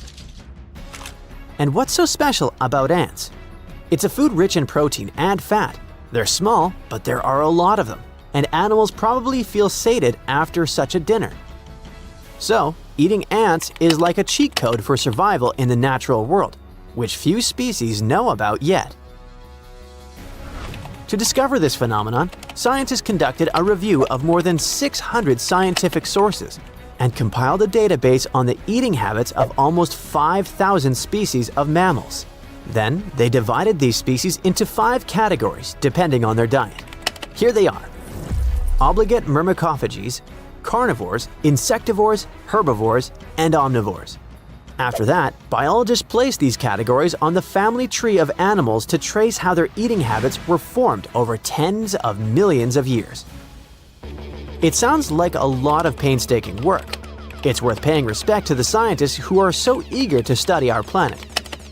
So they noticed that myrmecophagy appeared on the entire tree at least 12 times. It included some animals such as echidnas, pangolins, aardvarks, anteaters, and numbats. And all these animals were in 3 different groups of mammals: eutherians, marsupials, and monotremes. Among those belonging to the first group, there are wolves. Kangaroos belong to the second group, and platypuses go to the third group. And some animals from these groups began to eat ants. And you know what this strange thing is called? Convergence. Convergent evolution is when completely different animal species have common physiological traits that help them solve similar problems and adapt to similar conditions. The opposite process is called divergence. This is when 2 creatures that share a common ancestor become less and less alike over time. For example, a white bear and a gray bear. Their habitats are different, so they've got different features. The white bear became carnivorous. The brown bear is an omnivore. Their sizes and coat colors are different. In addition, the white bear has unique paws that allow it to move on the ice. Convergent evolution is when a bat, a butterfly, and a bird have different ancestors, but in the process of evolution, they all developed wings. The most important thing is that some of you can watch convergent evolution right now at home. Look at pugs and Persian cats. Do you see any similarities? 2 different animals, a cat and a dog. But why did they suddenly become so similar? Flattened skull shape, slightly similar eyes. They got the same features under similar living conditions. And these conditions are our homes and apartments, and our selfish desire to make animals cute. The appearance of pugs and Persian cats is a result of selective breeding made by humans. That's why it's called artificial convergence. Unfortunately, this leads to big health problems in these poor pets. Scientists have scanned about 2,000 skulls of cats and dogs and found similarities in the shape of the skull. So, who knows? Maybe in a couple of million years or earlier, we won't distinguish a domestic cat from a dog at all. Another striking example of convergent evolution is crabs. Yes, for many evolutionary biologists, they're some of the most amazing and complicated creatures on Earth. But what's so complicated about them? They confuse scientists. It seems to you that all crabs are the same, but they represent different groups. That is, some crabs are real crabs and some crabs are not crabs. Okay, this is a little confusing. For example, true crabs are swimmer crabs, mud crabs, and some others. shell-shy and hermit crabs are so-called false crabs. But what's the difference? They differ in size, but outwardly, they look almost the same.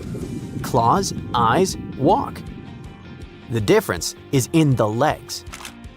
True crabs have 4 pairs of long legs, while false crabs have 3 pairs and 1 small pair at the back. Yes, they have a flat, hard shell and bent tails, but their common ancestor didn't have these features. Moreover, over the past 250 million years, evolution has changed the structure and appearance of crabs several times. That is, different creatures, independently of each other, grew this unusual shell.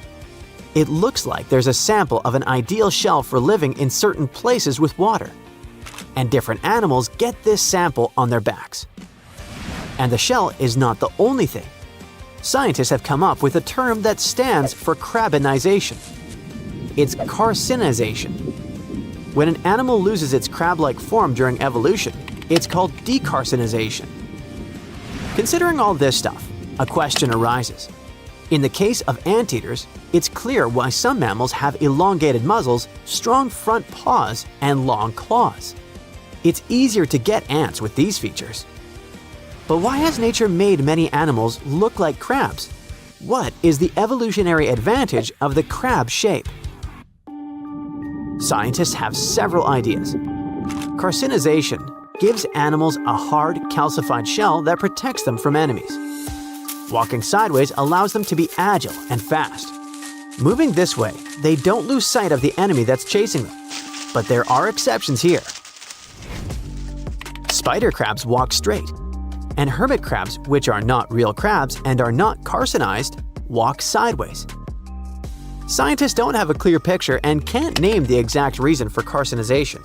But the more genomic information about these creatures we have, the closer scientists are to getting the answer. But why is all this necessary? Well, if researchers can track the evolution of crabs, they will have a timeline of 250 million years. Scientists will be able to understand which environmental factors cause animals to acquire the features of crabs, and which factors take these features away. And most interestingly, scientists will be able to understand which animals will become crabs during convergent evolution. Let's consider whether something similar could happen to the human species. In fact, convergent evolution also touches us. Depending on temperature, atmospheric pressure, and many other factors, people develop different features. For example, residents of high-altitude areas with low oxygen levels have voluminous lungs. Think you know what lurks in the depths of the ocean? While nearly 95% of our oceans haven't been explored yet, it's hard not to let your imagination run wild. But thanks to brave explorers, deep-sea cameras, and awesome archaeologists, we do know about some pretty incredible sea creatures living in our waters today, and millions of years ago. From the 9-foot spider crab to the 60-foot prehistoric megalodon, these sea dwellers come in all shapes and sizes. But let's focus on sea creatures famous for their huge size. Can you guess which living species of whale is the largest? Well, it's not the orca, but that's a good guess. The orca is a toothed whale that can grow to anywhere from 23 feet to 32 feet, which is slightly smaller than a school bus. How about the narwhal? Nope, they're not the biggest either.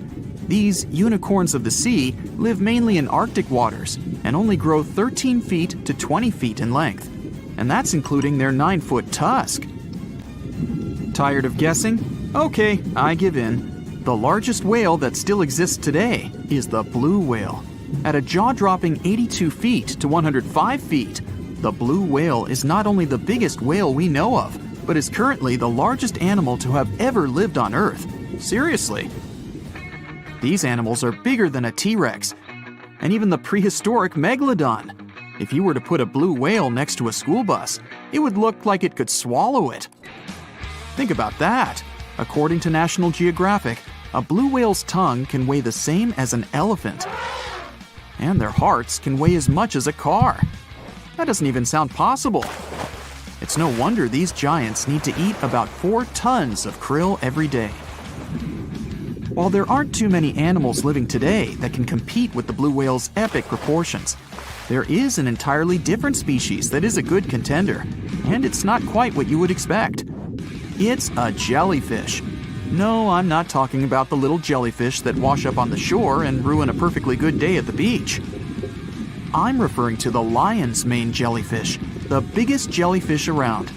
This invertebrate can grow up to 120 feet long. They also come in different gorgeous colors like red, purple, or even shades of orange. As if their length wasn't impressive, the lion's mane jellyfish boast a whopping 8 sets of 70 to 150 tentacles. That means they can have up to 1,200 in total. And here's the giant oceanic manta ray, the largest type of ray in the world. Their wingspan can be longer than a bus. These guys can reach 30 feet in length. They also have the biggest brain compared to body size among all fish. Unlike their stingray cousins, mantas don't have venomous tails. And while the lion's mane jellyfish and the blue whale are yet to be beaten for the longest sea creature, there is one marine creature that can grow even larger in length. The Portuguese Physalia physalis, tentacles and all, can reach a length of 165 feet long, and that's according to mentalfloss.com. While this thing may look a lot like a jellyfish, it's actually known as a siphonophore, and there are hundreds and sometimes thousands of them that are genetically identical. Their long tentacles help the organism catch prey, and its sting is fatal to most animals, even humans in some cases. What's even creepier is that if one of the tentacles comes off the organism for whatever reason, it can float around the water for days before decomposing. Even if it's detached, this tentacle can still sting you. But don't go running out of the ocean just yet. Your chances of being hurt by a Portuguese Physalia physalis sting are pretty slim. However, if you do get stung, the side effects aren't pretty, with welts, stomach cramps, an elevated heart rate, and an upset stomach.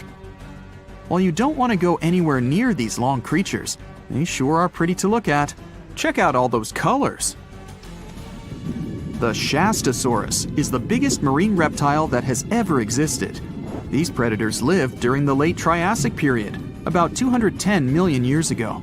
These amazing giants could reach lengths of up to 69 feet and weighed more than 75 tons.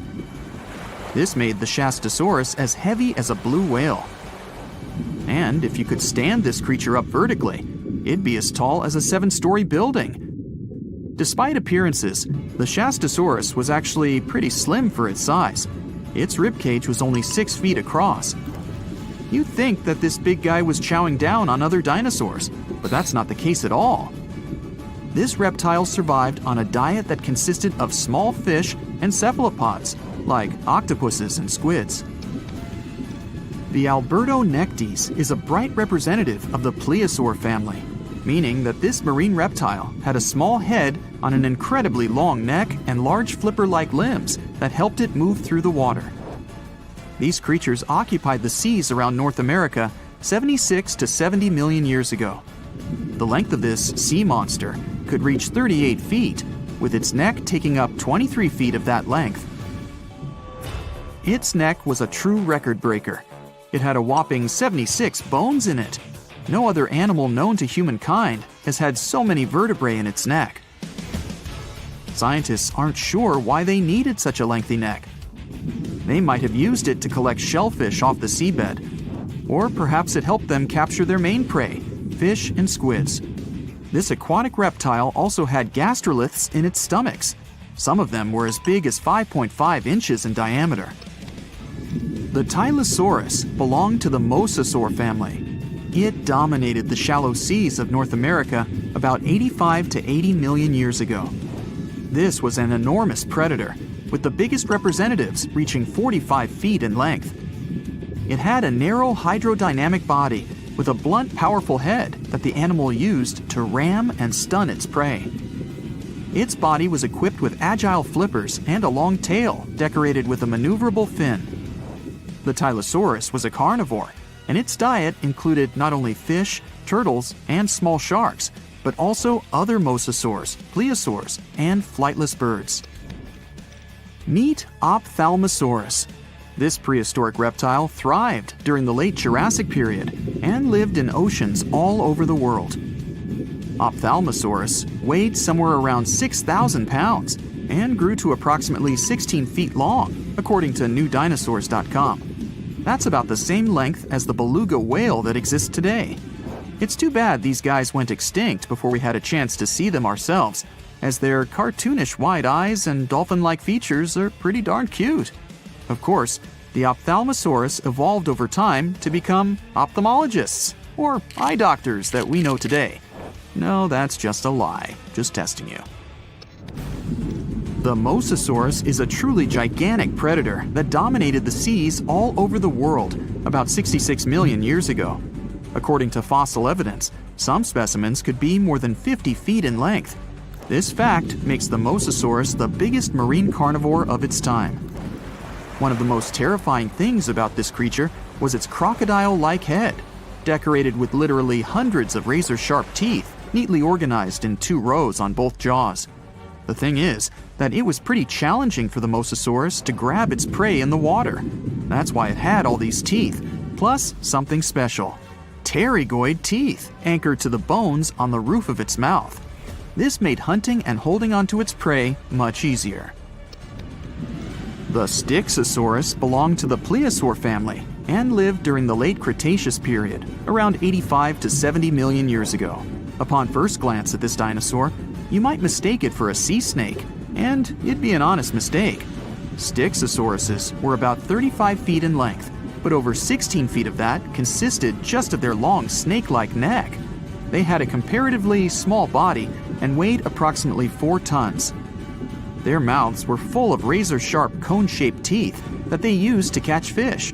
They didn't need to chew their prey, thanks to the 200 small stones called gastroliths in their bellies that probably aided in digestion.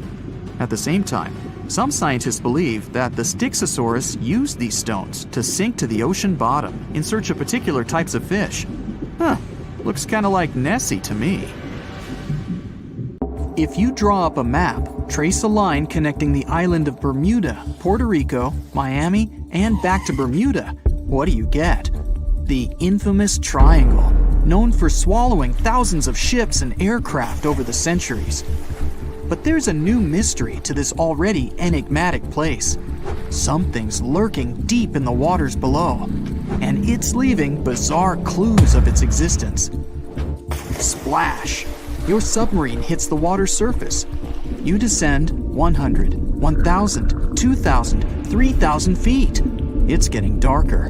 The sub's walls creak as the pressure grows. Over 1,400 psi. It's like the weight of a grand piano squeezing every square inch of your body from all sides. You've made it to your destination. All that's left is to spot the beast. Just in time. Among the black void, you see a bright green glow off in the distance. It's getting closer. As it approaches, it gets bigger. This is it! The creature that's been leaving strange circular markings on fish, dolphins, whales, and even other sharks. Behold, the cookie cutter shark! Don't let its size fool you. It may be no longer than a bowling pin, but this creature is a parasite. It attaches itself to other marine animals using its neatly arranged serrated teeth. With one bite, it fills its belly, detaches, and goes on about its day. Its mobile snack also swims away with its life. The only evidence of this rendezvous, a cookie-shaped mark on its body. Don't assume you're safe in your submarine. These bold little guys have been known to go after subs too. You decide not to risk the shark punching a hole in the only thing keeping you from being squished to a pulp by the surrounding water. You journey on to meet other bizarre creatures lurking in the Bermuda Triangle. At twice the depth, you'll find the dragonfish. Unlike other deep water inhabitants, these things produce light in the infrared range. Blue and green is what other fish stick to. This gives the dragonfish a huge advantage. It provides itself with light, that other marine dwellers just can't perceive. Things that want to eat the dragonfish can't detect this light, as well as the critters the dragonfish likes to feed on. A truly unique deep-sea dweller is the vampire squid. Neither vampire nor squid, or octopus, this thing is a unique species of its own. It has the largest eyes compared to body size of any animal on the entire planet. When the vampire squid feels threatened, it curls its arms up and around its body. Essentially, the thing turns itself inside out. Another animal to avoid down here is the terrifying bobbit worm. It buries itself in the seafloor, leaving a small part of its body out. It waits for dinner time with its pincer-like mouth parts open. What's on the menu? Other worms and fish that can be 7 times bigger than the bobbit. It uses its 5 antennas to sense when lunch is close enough to snap. In an instant, the worm launches forward and grabs its lunch with its mouth parts. It's not done yet. Once it's got its jaws locked onto its lunch, the worm injects it with venom and pulls it down into the burrow to feast. One of the deepest trenches in the Bermuda Triangle is the tongue of the ocean. This is also the secret breeding grounds of tiger sharks. You'll instantly recognize them thanks to those darker gray tiger stripes on their sides. They're the second largest predatory shark species after the great white. And with a big size comes a big appetite. Marine mammals, smaller sharks, stingrays, and green turtles are all on the menu. If you ever come face to face with a tiger shark, hopefully not, remember this: you can tell the fish's age by looking at its stripes. They fade over time, so the younger the shark, the more pronounced its stripes. There's plenty of zooplankton in the Bermuda Triangle. These are, usually, small organisms that are essential to the ocean's food chain. But get this, if nothing ate them and they were left to grow out of control, zooplankton would cover the entire world in layers and layers in just 4 months. Oh, and the largest type of zooplankton is the jellyfish. Jellyfish were around long before dinosaurs. You probably know your body is 60% water. A jellyfish is 95%. So if it gets washed onto the shore, after a few hours, most of its body just evaporates into the air. There's also a jellyfish that lives forever. The immortal jellyfish can revert itself back to its polyp stage and then grow again. Sounds like something from another planet, but it's no space jelly. Those do exist, by the way. Back in the 1990s, NASA raised jellyfish in space to see what zero gravity does to them. They were just fine living up there in the cosmos. When they came back down to Earth, though, they had trouble adjusting. The European eel hasn't been to space, but it is quite a globetrotter. It travels all the way from Europe to the Sargasso Sea, where the Bermuda Triangle is located. In the larval stage, it just drifts around the ocean for as long as 3 years sometimes. It's also the chameleon of the sea. Over the years, the European eel changes color, going from translucent to yellow to metallic silver. They're nocturnal and secretive, pretty much the ideal companion to have when you raid the fridge at midnight.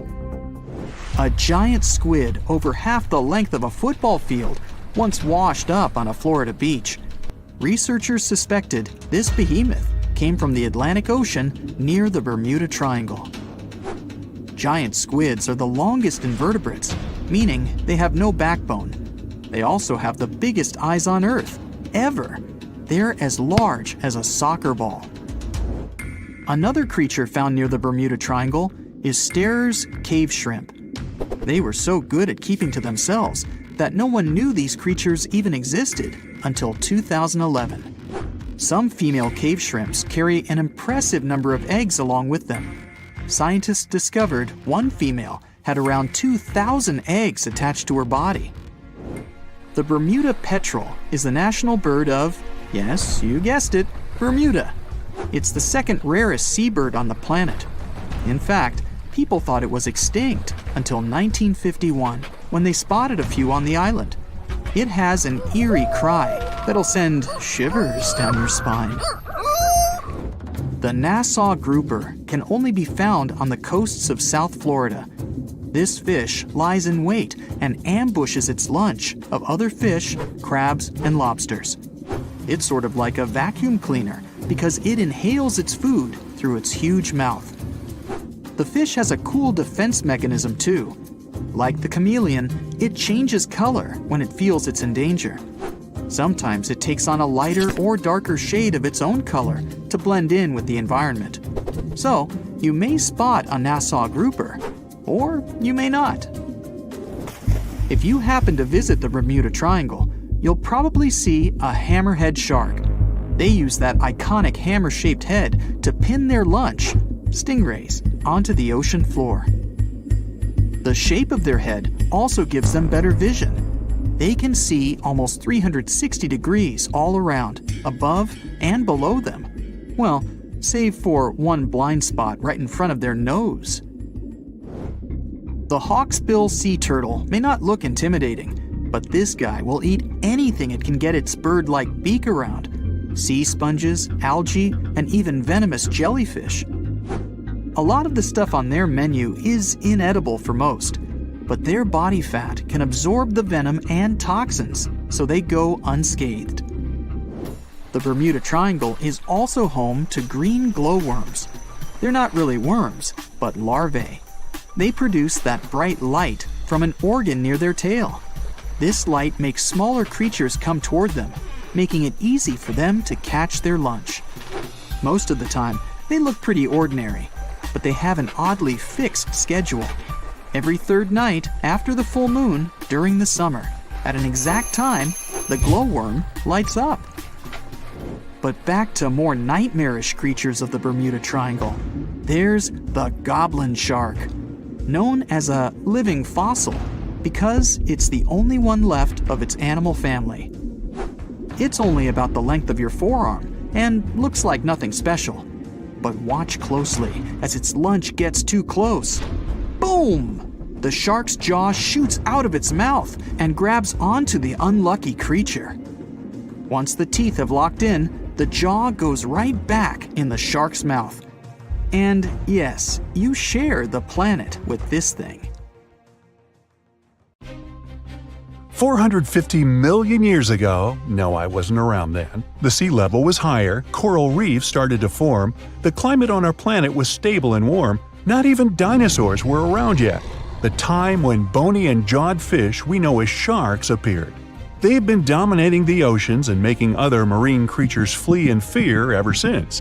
Many of them, like great white sharks, have evolved and adjusted to life in the open ocean as hunters with a pretty high position in the food chain. They're less diverse today than before. One of the reasons is the asteroid strike from the age of dinosaurs. After it reduced the number of shark species, only smaller and deep-water kinds that ate primarily fish survived. They started getting bigger over time. Near the surface, sharks such as makos or great white ones develop faster movements and are somewhat between gray and blue to blend in with their surroundings. The epaulet shark can even walk on the land. It can't take a walk on the beach because it can't breathe outside of the water, but it lives on coral flats in shallow tropical waters, so it can walk in kind of a crawling motion. But deep down below, there are mysterious, alien-looking, often huge shark species that didn't come to the surface, which is why they didn't need to adjust to the new environment and different conditions. They haven't changed a lot through time, so they're some living fossils. These creatures mostly don't have 5 gill slits, the most common number, but 6 or 7. It's because there's less oxygen the deeper you go in the ocean, so they need more gill slits. Sharks on the surface evolved to have fewer gill slits. 6-gill sharks are the most primitive sharks we have today. Their skeletons are like those of ancient extinct sharks, and they can survive only in very deep waters. Like cats, sharks have a layer of reflective cells placed inside their eyes, which helps them see better in the dark, deep sea or cloudy waters. Sharks on the surface have big eyes because they evolved to hunt in the sunlight, so they tend to rely on their vision. Those that live in shallow waters have small eyes, so they can protect themselves from the sand. Like some other deep-sea creatures, six-gill sharks also have bigger eyes to take in as much light as possible. They have more light-sensing rods, but don't distinguish colors that well. In the ocean's twilight zone, with the minimum of sunlight, there's a couple of bioluminescent shark species. They don't take in light within their eyes, but produce or re-emit it with their bodies. Their skin or organs have specialized cells that produce a soft blue-green light. Deep-sea creatures that produce their own light do that to attract their prey, deter animals from going after them, or, scientists think, communicate with each other. It can even help them to camouflage. They do it by hiding their silhouettes from animals going after them. They produce enough light to match their surroundings. The biggest luminous underwater creature is the kitefin shark, found swimming 980 feet below sea level, preying on groundfish or smaller sharks. It can grow almost 6 feet long and lives 3,200 feet below sea level. Deep-sea sharks are also bigger than those on the surface. The Greenland shark can grow up to 24 feet long, bigger than a great white. There's a thing called deep-sea gigantism. Creatures in nutrient-poor depths of the ocean grow bigger because, that way, they lose less energy as heat. The Greenland shark lives its life in slow motion. It has a slow metabolism and can go very long periods without food. With their slow pace, they evolved to live up to 500 years at depths of 7,200 feet. Sharks in shallow waters catch their prey relying on agility and speed, but for them, it's easier because there's plenty of food on the surface. Deep-sea sharks, with less food and slower life rhythm, had to develop a different style. They're more opportunistic, definitely not picky, and don't care if their future meal is alive or not. Frilled shark, another living fossil from the darkest depths, hasn't evolved much through time, and they're one of the last of their kind, with all of their relatives already gone extinct. It grows up to 7 feet long, primarily hunts on squid, and catches other sharks and fish. It looks like a dinosaur, a snake-like face, a long, smooth, thin body that moves in a serpentine way. It can propel itself with the power of its tail and curl like snakes. They don't swim in a straight line like other sharks. Cookie cutter shark grows up to 20 inches. It got the name because of the way it feeds, biting off small pieces. It's a parasite creature, which means it feeds off bigger animals but leaves them alive. They have sharp teeth and sometimes even swallow those that fall off on purpose. Some researchers think it could be because they live in the depths that are nutrient poor. If they swallow the teeth, they could recycle calcium and other material from it. Prickly shark is a rare and unusual creature with many thorn-like denticles and 2 small dorsal fins. It lives mostly in the depths of the Pacific region up to 1,900 feet. Ghost sharks are not even real sharks, but fish closely related to them and rays. They have big pectoral and pelvic fins, 2 dorsal fins, pretty big eyes, and unlike their cousins, have a single external gill opening. Ghost sharks have slender tails and can grow up to 80 inches, silver to blackish color. They sometimes live in rivers and coastal waters, but also in the depths of the ocean of 8,200 feet or even deeper. They are pretty weak swimmers, so they tend to feed on invertebrates and small fish. Goblin sharks. Swimming through the deep sea, this creepy shark with a flabby body suddenly sees a small, innocent squid. It goes toward it, but the potential snack notices it and quickly starts moving to dart away. It seems like the plan could work at first, but then the shark suddenly thrusts the jaw of its mouth and catches the poor little squid in a second. After the meal is finished, the animal simply fits the jaw back into the mouth and goes away as if nothing happened. This is possible because it has a jaw connected to 3-inch-long flaps of skin, which is why it can unfold from the snout. It can grow up to 12 feet long with a weight of 460 pounds. Scientists think goblin sharks are mostly active in the morning and evening. The shark has a long, prominent snout and specific sensing organs on it. It uses them to sense electrical fields in the dark oceanic depths. Seven-gill shark is a big cow shark, brown to silver-gray on top, white underneath, black and white spots, with a thick body, a small dorsal fin, and a wide, blunt snout. It can grow up to 10 feet long, mostly lives in the depth of 1,870 feet, But you can also find it in deep channels and bays. It can be aggressive toward humans if provoked, so don't. Like most deep-sea creatures, it's an opportunistic hunter that's not quite picky but likes to go after dolphins, seals, porpoises, and other marine animals. Megamouth sharks mostly live in the depths of 15,000 feet and spend most of their time in the dark, like me. Scientists discovered it in 1976 because it went near the surface at night to feed on zooplankton. That's the only time these sharks go there. During the day, they return to their quiet, dark, and mysterious depths. They are filter feeders, which means they keep their mouths wide open while swimming, so they filter the planktons they like to eat. There are organs that produce light inside of their mouths, which attracts potential prey, such as pelagic crustaceans. These sharks live in the deep parts of the ocean, but you can rarely find them below almost 2 miles. Scientists think some other, stronger bony fishes outcompeted them. Deep parts of oceans became oxygenated around 70 million years ago, and sharks have been around way longer. But bony fishes adjusted and adapted efficient ways to use oxygen, while sharks were slow with adaptations, so they lost. Also, oceanic depths are way colder, which is challenging for fish and the rest of cold-blooded animals because the speed of their metabolism widely depends upon the external temperature. So, a mysterious discovery was made deep in the Red Sea, the so-called death pools. Woo, that's scary. In 2020, researchers embarked on a dive into the Red Sea. The mission spot was in the Gulf of Aqaba, between Saudi Arabia and Egypt. Near the end of their expedition, as they ventured deeper into the darkening waters, they noticed some strange seaweed floating above the seafloor. They decided to use a remotely operated vehicle and investigate it. Suddenly, they discovered these strange, motionless lakes of water within the sea. These are called brine pools. They're basically pockets of salty water deep on the ocean floor. And when I say salty, I mean it. Sometimes they're up to 8 times saltier than the ocean water itself. Mysteriously, they don't mix well with the surroundings.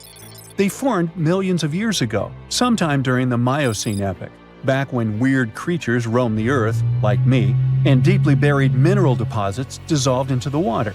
The largest pool spans about 170,000 square feet. Meanwhile, 3 smaller ones are under 107 square feet each. At first, this discovery didn't seem that scary. But here's why they're so horrifying. Not only are they disgustingly salty, they also lack oxygen. Now hold on a sec, isn't that normal for something that's underwater? Well, it turns out the Earth's waters are full of oxygen, and at least half of this element on our planet comes from the oceans. Just like plants on land, marine plants such as phytoplankton, seaweed, and algae munch on sunlight and produce oxygen through photosynthesis. They release lots of it into the surroundings. Marine life then eats half of it, so only about a quarter of the oxygen that we breathe actually comes from the oceans. Just like us, sea creatures need this element to survive. Without it, they can't breathe and support their metabolism to live. That's why these pools are super dangerous for most of them. It's like a puddle of thick syrup for bugs. When they get in, the poor things immediately suffocate and pass away. Which is why the pools are surrounded by a graveyard of marine animals. But let's see how these things can exist in the first place. Have you ever tried making ice cubes from salty water? Spoiler, it's pretty hard. When you add salt, the water gets harder than usual to freeze. A phenomenon that has a funny name, freezing point depression. Oh, that's because salt interferes with the hydrogen bonds between water molecules. As it finally freezes, stuff like particles, dirt, or dissolved salts get pushed out to the sides. As a result, the salt's kind of squeezed out of the ice crystals and gets trapped near the edges in small bubbles or pockets. Something similar happens in the ocean when seawater starts freezing under super cold polar caps. The salt doesn't freeze with the water. Instead, it gets pushed out, forming a super salty cold liquid, the brine. And then it sinks down to the ocean floor. On a large scale, all this process also helps currents to form. Despite being so dangerous, the pools are still full of microbial life, because microbes couldn't care less, they'll survive anywhere. There are literally thick mats of them in the brines. There are also some salt-loving creatures, like shrimps and eels, hovering around the pool's edges. They're being super creepy, waiting to catch unsuspecting prey that ventures too close to the toxic death pool. Ew. Well, it sounds icky, I know. But this discovery gives us some fascinating insights into how life might have originated on Earth. We already know from the evolution theory that we came from the ocean, but now scientists think that life might have begun in the deep sea in some super dark, oxygen-free places. These brine pools are like time capsules. They're one of the closest things we've found to the early Earth. They can tell us the planet's history of earthquakes, floods, tsunamis, and more. For example, they have some traces of rainfall that happened over 1,000 years ago. And they can also help us search for life on other water-rich planets. For example, Mars most likely used to have huge oceans on it. Now, NASA scientists want to send a special instrument called HABIT for a special red planet mission to study things similar to our brine pools. This will tell us more about how life appears and survives in the universe. There is lots of unexplored fascinating stuff like this in the Red Sea. That's why scientists conducted the so-called Decade Expedition and spent around 5 months exploring the place. This expedition was launched by the National Center for Wildlife. They made so many remarkable discoveries that now we've got 77 new research papers. For example, they found over 10 blue holes, incredible underwater sinkholes that host unique ecosystems. They also learned that dolphins can use those blue holes to protect their young from predators. Scientists also found traces of great white sharks, a creepy community of deep-sea lanternfish living in low oxygen conditions, and even a new coral species. It's the most resilient deep-sea corals that also vibe just fine without oxygen, like microbes we mentioned. Speaking of which, research also showed us some new ancient thermal vents and large blobs of microbial formations near Farasan Island.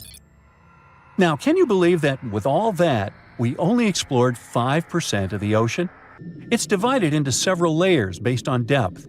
Each layer becomes darker and more isolated from sunlight as we go deeper. The places that no sunlight can reach are terrifying.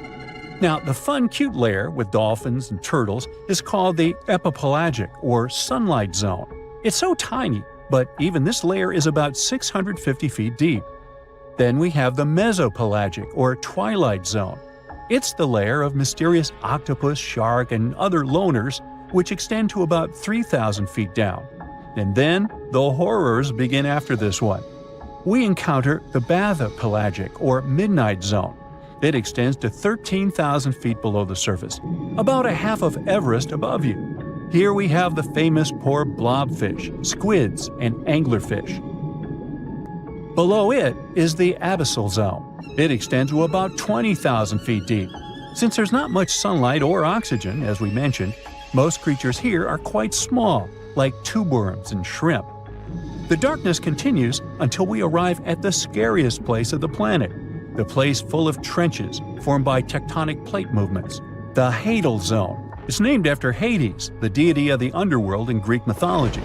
Just like Hades' realm is dark, remote, and guarded, the Hadal Zone is the deepest and most depressing part of the ocean. It starts at depths of around 20,000 feet and can go down to 36,000 feet and more. The famous Mariana Trench also belongs to this zone. Only 3 people in history have ever explored these depths in person, making it one of the least explored and most mysterious places on our planet. However, despite crazy high pressure, near freezing temperatures, and complete darkness, there are still things who manage to survive here. Guys like amphipods, which are critters who feed on dead material sinking from above, and the Hadal snailfish, which lives as deep as 27,000 feet. So scientists used to assume that if there's no sunlight, there wouldn't be that much oxygen around. But one day, a research team decided to measure the levels of oxygen in one of those deep zones. Surprisingly, the levels were super high. They checked the equipment thinking that it was malfunctioning, but nope, all the sensors showed the same thing. Turns out the oxygen was somehow generated by rocks. These small potato-sized rocks on the seafloor are called polymetallic nodules. They're rich in metals like copper, nickel, and cobalt, and they're basically like small batteries. When you put a battery in salt water, it can produce bubbles of gas, a process called electrolysis. In the same way, these rocks create tiny electric currents, which are powerful enough to produce the same gases, splitting water molecules into hydrogen and oxygen. It's the first time we saw oxygen being produced by some non-living minerals. This is what scientists now call dark oxygen. It turned out that about half of large marine species, or megafauna, were living just on dark oxygen alone. All these discoveries are reshaping our understanding of where and how life could evolve. It means that we might be able to find life on other planets or satellites with low oxygen conditions, like Enceladus and Europa, the moons of Jupiter and Saturn, and they have large bodies of frozen water on them. Wow! Dinosaurs, big ancient bugs, creepy spiders, and scary insects are all cute animals compared to the monsters that lived on Earth about 500 million years ago. For example, here's a creature that swam in the water like a stingray and had 3 eyes. Its mouth was like a pencil sharpener. 2 long claws with forked tips like pincers protruded from its head, and its gills were somewhere in the back. This is not a thing from a sci-fi movie. This is Mosaura. Its remains are preserved in excellent condition. Let's look at it more closely and study other similar monsters. The Cambrian Explosion. Remember this name. This period is also called the biological Big Bang, the time when a huge number of different living creatures began to appear in the ocean, large, small, and tiny. The ancestors of almost all modern animal groups were most likely born during the Cambrian Explosion, which lasted from 541 to 485 million years ago.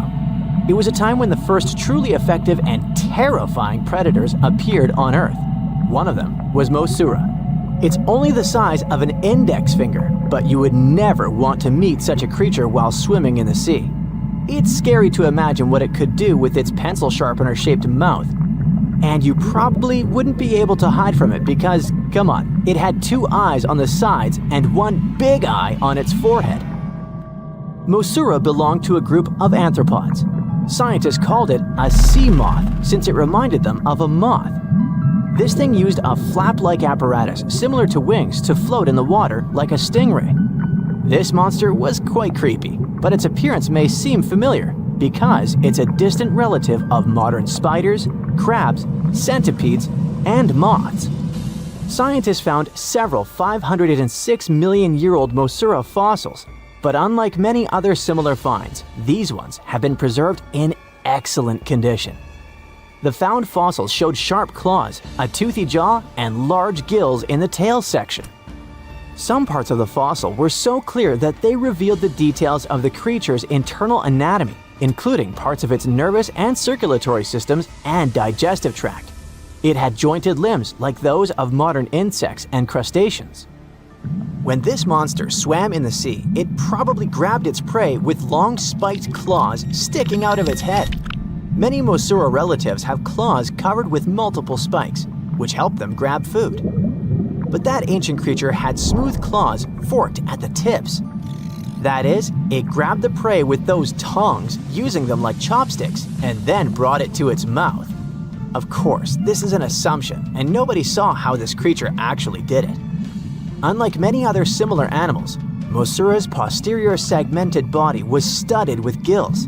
Scientists don't know why this was necessary, but they assume that such an unusual breathing system helped to adapt to an environment with low oxygen content. Perhaps Mosaura led a very active reproductive lifestyle that required high oxygen consumption.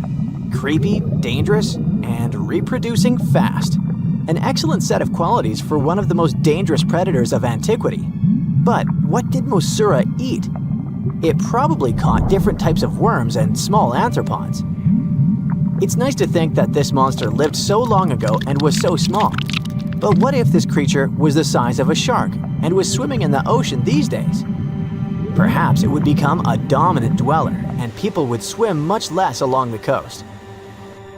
Mosaura lived in the water but was discovered in the Burgess Shale Rock Formation in the Canadian Rockies. Many mountains on Earth were once the seabed inhabited by strange creatures. One of them was Opabinia. It had 5 eyes, a mouth facing backward, a long trunk and claws instead of a nose. Wait, what? It's too strange even for science fiction, even for outer space.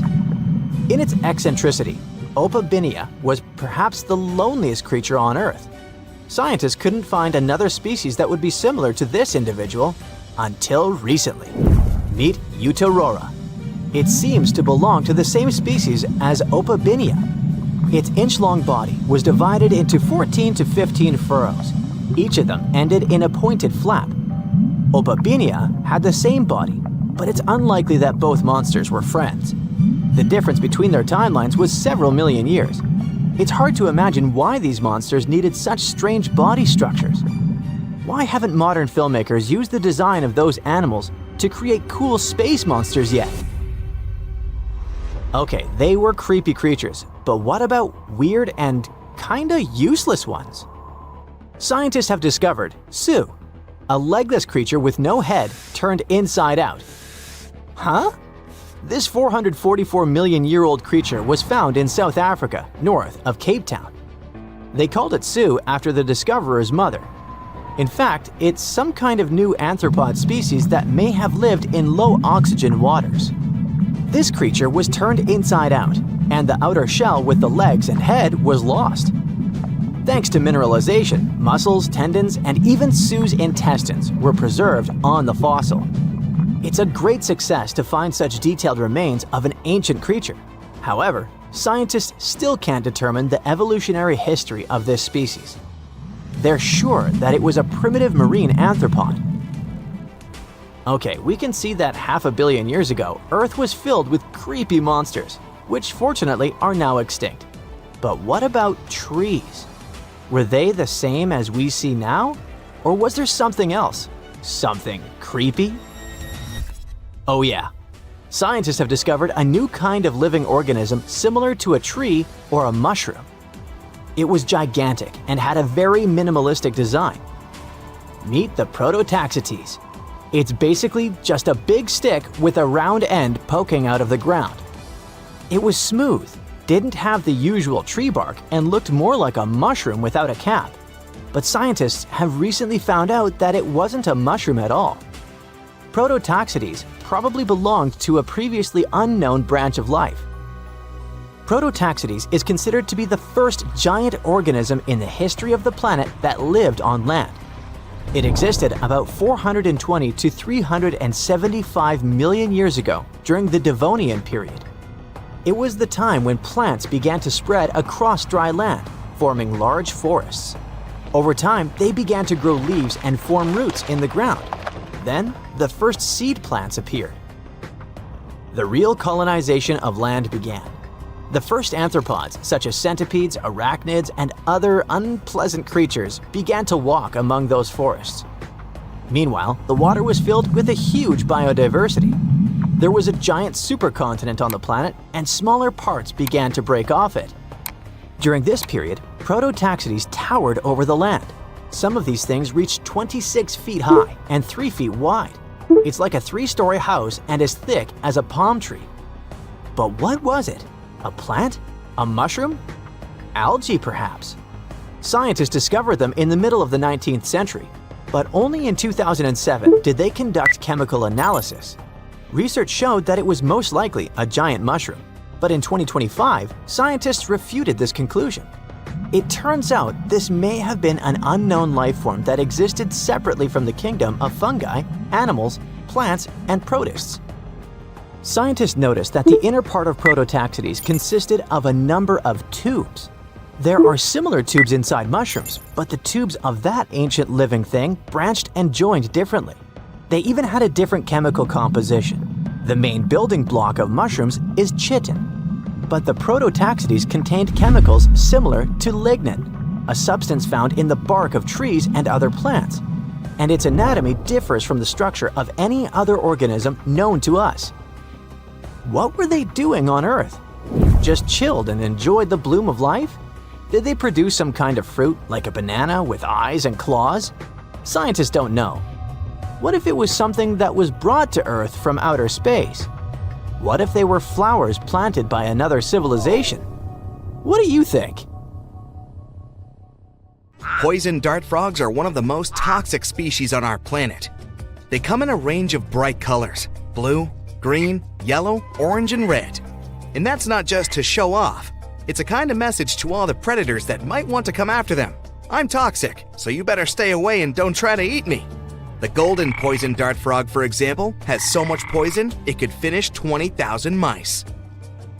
Vibrant colors in nature are generally a sign it's better to stay away from that animal, because it's a warning you're looking at something you definitely don't want to eat.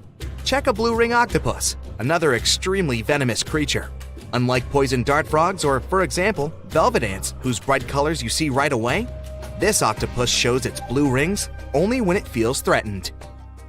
With over 300 pounds and 10 feet in length, Komodo dragons are the heaviest lizards on our planet.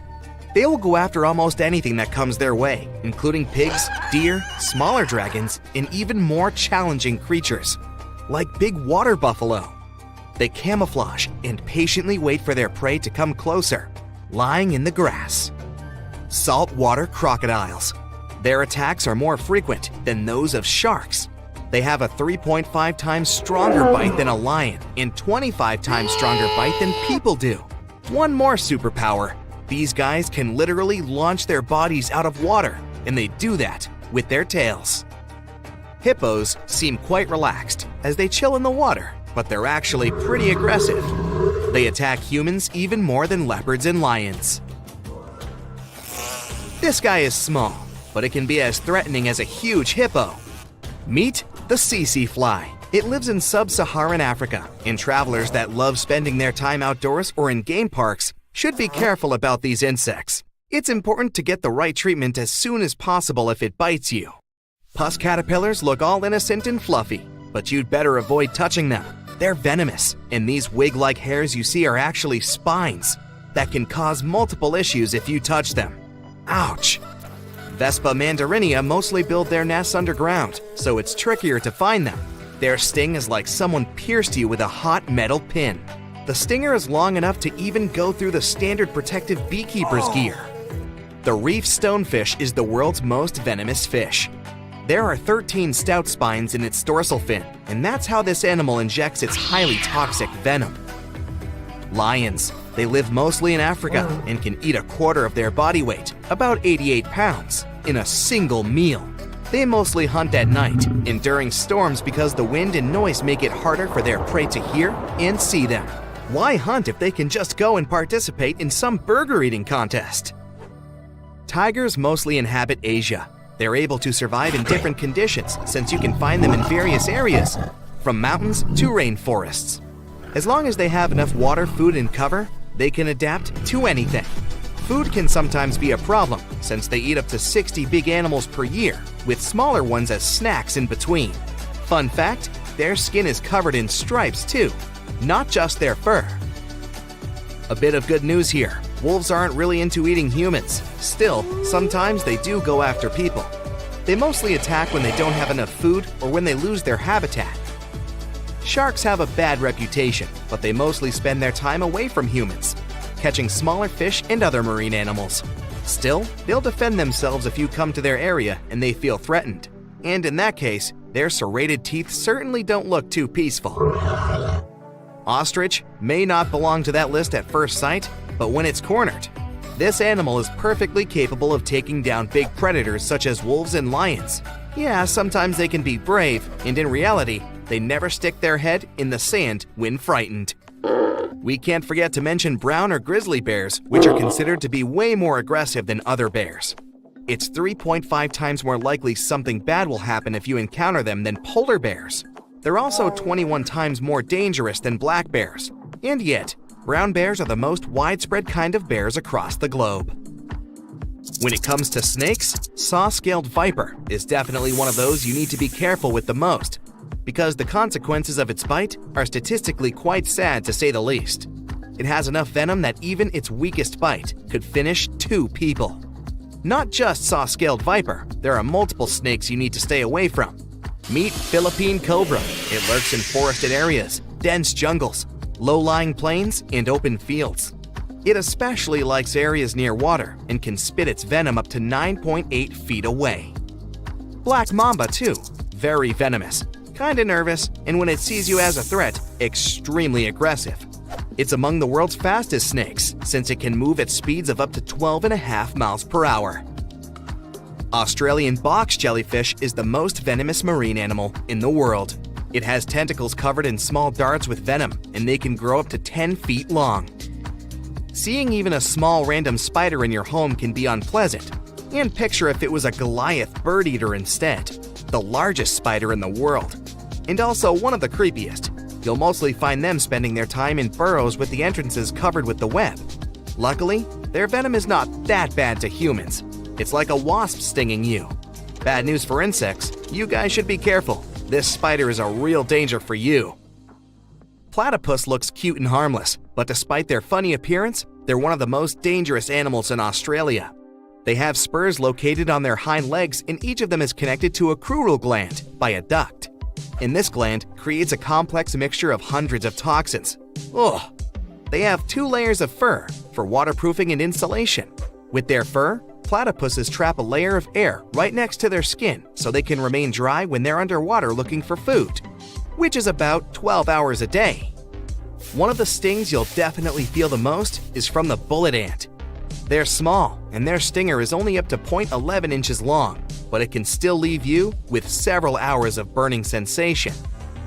Pufferfish are poor swimmers, so they're most likely to end up as lunch for larger fish. But when they sense danger, they ingest big amounts of water together with air, so their body inflates like a balloon. They can puff up to even 2 to 3 times their regular size.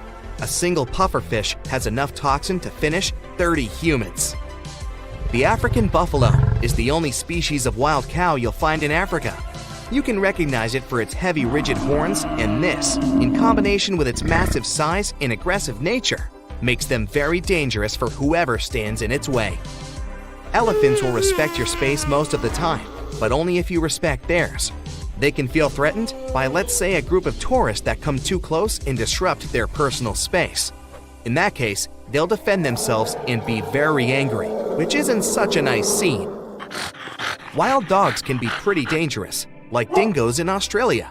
They can either live alone or move in packs of up to 10 animals, which can be especially tricky for their prey when the entire pack is after it. They can cross great distances and communicate with each other, howling like wolves. A star-nosed mole is certainly one of the weirdest looking creatures you'll come across. In some way, it looks like someone replaced its head with a very small octopus. They're not dangerous to humans in the way some venomous creatures or large predators are, but they can cause a lot of damage in your garden. It looks like a prehistoric creature that came from the time of dinosaurs. This scary beast is called the basking shark. It can grow up to 39 feet.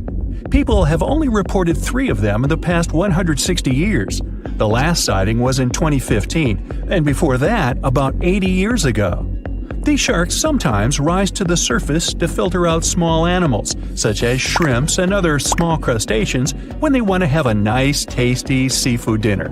But when there isn't enough grub at the surface, they go down to the depths of almost 3,300 feet, where they tend to stay for months, which is something researchers discovered using satellite tags. Tag, you're it! Now, basking sharks like to spend their time in more temperate waters, but they can migrate long distances. They live across the globe, but in warm tropical or subtropical areas, they won't go near the surface because they're not fans of high temperatures. The lion's mane jellyfish is not that rare, but it's fascinating how large it is. It's the biggest among jellyfish species and the longest animal. Its total length can reach 120 feet. That's approximately 23 feet more than the longest blue whale scientists know about. The jellyfish has around 70 to 150 tentacles, and they all contain huge amounts of neurotoxins that can seriously harm you if you come in contact with the animal. But people don't usually come across this type of jellyfish because it rarely lives near the coast, preferring the open ocean. Generally, you can find the lion's mane jellyfish no deeper than 65 feet below the surface, where it dines on small fishes, zooplankton, and some other types of jellyfish. It uses its tentacles to catch its value meal. Hey, you want fries with that? The giant phantom jelly comes out of the darkness and depths of the ocean's midnight zone. Its sun hat-shaped bell reaches over 3 feet across. This bell trails 4 ribbon-like mouth arms that can be up to 33 feet long. This quite rare creature uses its mouth arms to catch unfortunate animals swimming around and not knowing what's coming for them. Giant phantom jelly propels itself through the water with periodic pulses coming from its orange head. It glows faintly and mysteriously in the pitch-black depths. It lives across the globe in all the oceans except for the Arctic. I'm guessing it's too cold. Because of its odd shape, people often call the oarfish the dragonfish or sea serpent. It's about 26 feet long, which makes it the longest bony fish we know about, and lives at depths of 3,300 feet. Oarfish spend most of their time in the deep, dark parts of the open ocean in tropical and subtropical areas. They almost never come to the surface, unless, invited. It's a ribbon-shaped and shiny silver creature with a long red dorsal fin and red oar-like pelvic fins. Its body has no scales and is very thin. The fish can grow to a length of about 30 feet and weigh 660 pounds. Oarfish have really big eyes that help them see better in their dark, scary surroundings. The frilled shark is definitely one of the gnarliest-looking marine animals out there. If you saw it somewhere, you'd probably think you went back to the age of dinosaurs. Yup, the frilled shark is a prehistoric creature because its roots go back 80 million years. This living fossil can grow to be 7 feet long. It got its name from its frilly gills. Even though frilled sharks have the shark part in their name, they swim similar to an eel in a distinctly serpentine way. Its mouth is terrifying. Similar to the maw of the great white shark, it has 300 trident-shaped teeth lined in 25 rows. Hey, come a little closer, huh? Researchers discovered this creature in the 19th century, but people rarely see it, and no wonder. It usually lives at depths of between 390 and 4,200 feet. Most of the time, the frilled shark feeds on squid, swallowing them whole. Its long jaws allowed the frilled shark to gape extra wide and swallow animals half as long as its entire body. Goblin sharks are very rare. Researchers have spotted fewer than 50 of them in more than 120 years. But maybe that's for the best, since we're talking about a pretty scary fella with a narrow snout and sharp teeth. It's also capable of thrusting its entire jaw outward when it wants to catch something. Sounds familiar. As it's lurking through the dark depths of the ocean, a goblin shark sees a small squid that looks quite yummy. The dangerous animal inches toward the squid. When the poor creature notices the predator, it tries to dart away, but it's too late. The shark has already thrust its jaw the whole 3 inches out of its mouth. This jaw is connected to the flaps of skin the shark can unfold. This helps a lot because the goblin shark is a sluggish animal, so it's pretty hard for it to chase its food. After finishing its lunch, the goblin shark puts its jaw back in its mouth and swims away as if nothing's happened. Goblin sharks mostly live at the bottom of the ocean. Like many other shark species, they prefer swimming alone. Here's a silver-colored creature with very rough skin. That's the ocean sunfish, with a total length of almost 11 feet. Its other name is mola. The ocean sunfish is the heaviest of all bony fish out there. People sometimes call it a swimming head because of its bizarre appearance. These creatures have such a weird shape because they're born with a back fin that never actually grows. It just folds into itself as the animal matures and creates a rounded rudder. The sunfish is a bit clumsy. It moves with the help of its mighty fins that allow the animal to swim on its side. This marine inhabitant is a solitary creature. It mostly feeds on zooplankton and jellyfish. The spotted wobbegong is one of the world's rarest sharks. It grows to be more than 10 feet long. It may not look as terrifying as some of its shark relatives, but it's pretty good at catching unsuspecting animals swimming past, mostly during the night. The animal has a spiracle, which is why it can breathe while staying still at the bottom of the ocean. It's motionless most of the time, which is why you can barely notice it. Its flat body and large pelvic and pectoral fins blend in with the underwater terrain. That's why they're so good at hiding. This ability helps when these sharks want to protect themselves too. Wobbegong means carpet shark. They usually live close to the ocean floor in coral reefs, on sandy bottoms, and under piers. People have even spotted the shark in the water that is barely deep enough to cover its flattened body. Now, blobfish lack teeth and bones, so they can't actively hunt. Since they don't have much muscle mass, they can barely move around. Hey, I had a roommate like that once. They get their energy from animals they scoop up from the seafloor. They also know how to conserve this energy. That's how it usually goes with deep-sea creatures. They don't have as much food as those animals that swim closer to the surface. Instead, they have special body mechanisms that allow them to save energy for the times when they don't have much to eat. Pressure at the depths where the blobfish lives is 120 times as high as that at the surface. That's why the bizarre creature looks like a weird gelatinous mass only when you bring it up to the surface. The pressure here is not strong enough to keep its body together. Hey, breaking up is hard to do. The white margin stargazer could compete with the blobfish for the title of the ugliest animal in the sea, don't you think? Now, this animal has eyes on the top of its head, together with an upward-facing mouth which the creature uses to hide itself in the sand. That's where it spends most of its time, with only its eyes protruding from the sand. It chills this way until some small animal passes by. It can lunge at its target incredibly quickly, literally within milliseconds. This creates a vacuum in the water that pulls in a crab, fish, or some other small, unfortunate animal. Another tactic involves venom. This fish has a venomous spine in its shoulder blade that helps with catching other animals and defending itself against enemies. Even though it's not related to the electric eel, the white margin stargazer can generate an electric shock as powerful as 50 volts. Ow! You decided to go scuba diving for the first time. The water is clear and the sun is shining on the seabed. You take a few selfies and the fish swimming by when suddenly the ocean goes pitch black. You look up and, oh my, what is that gigantic animal? It's definitely not a shark, not a whale. Is it a turtle? Yup, but fear not, it's not gonna hurt you. If you had lived on this same Earth about 72 million years ago, then maybe this could have really happened to you. Scientists have recently found the fossils of a gigantic marine turtle that could have grown as big as 12 feet. If you don't have any idea of how big that is, let's see some examples.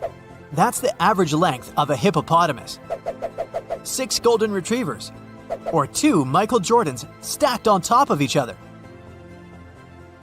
The turtle's scientific name is an homage to that old-school sea monster called Leviathan. Maybe you remember this from old-school history lessons. The Leviathan is supposedly a mythical creature that would swallow entire ships or people that were deemed too greedy by the creature. Can you imagine being swallowed by this humongous sea turtle? No, thank you. The fossils of this gigantic creature began to be excavated between 2016 and 2021, all the way in northeastern Spain. The first fossil was located by a hiker in the Spanish Pyrenees, and it was around 8 inches long.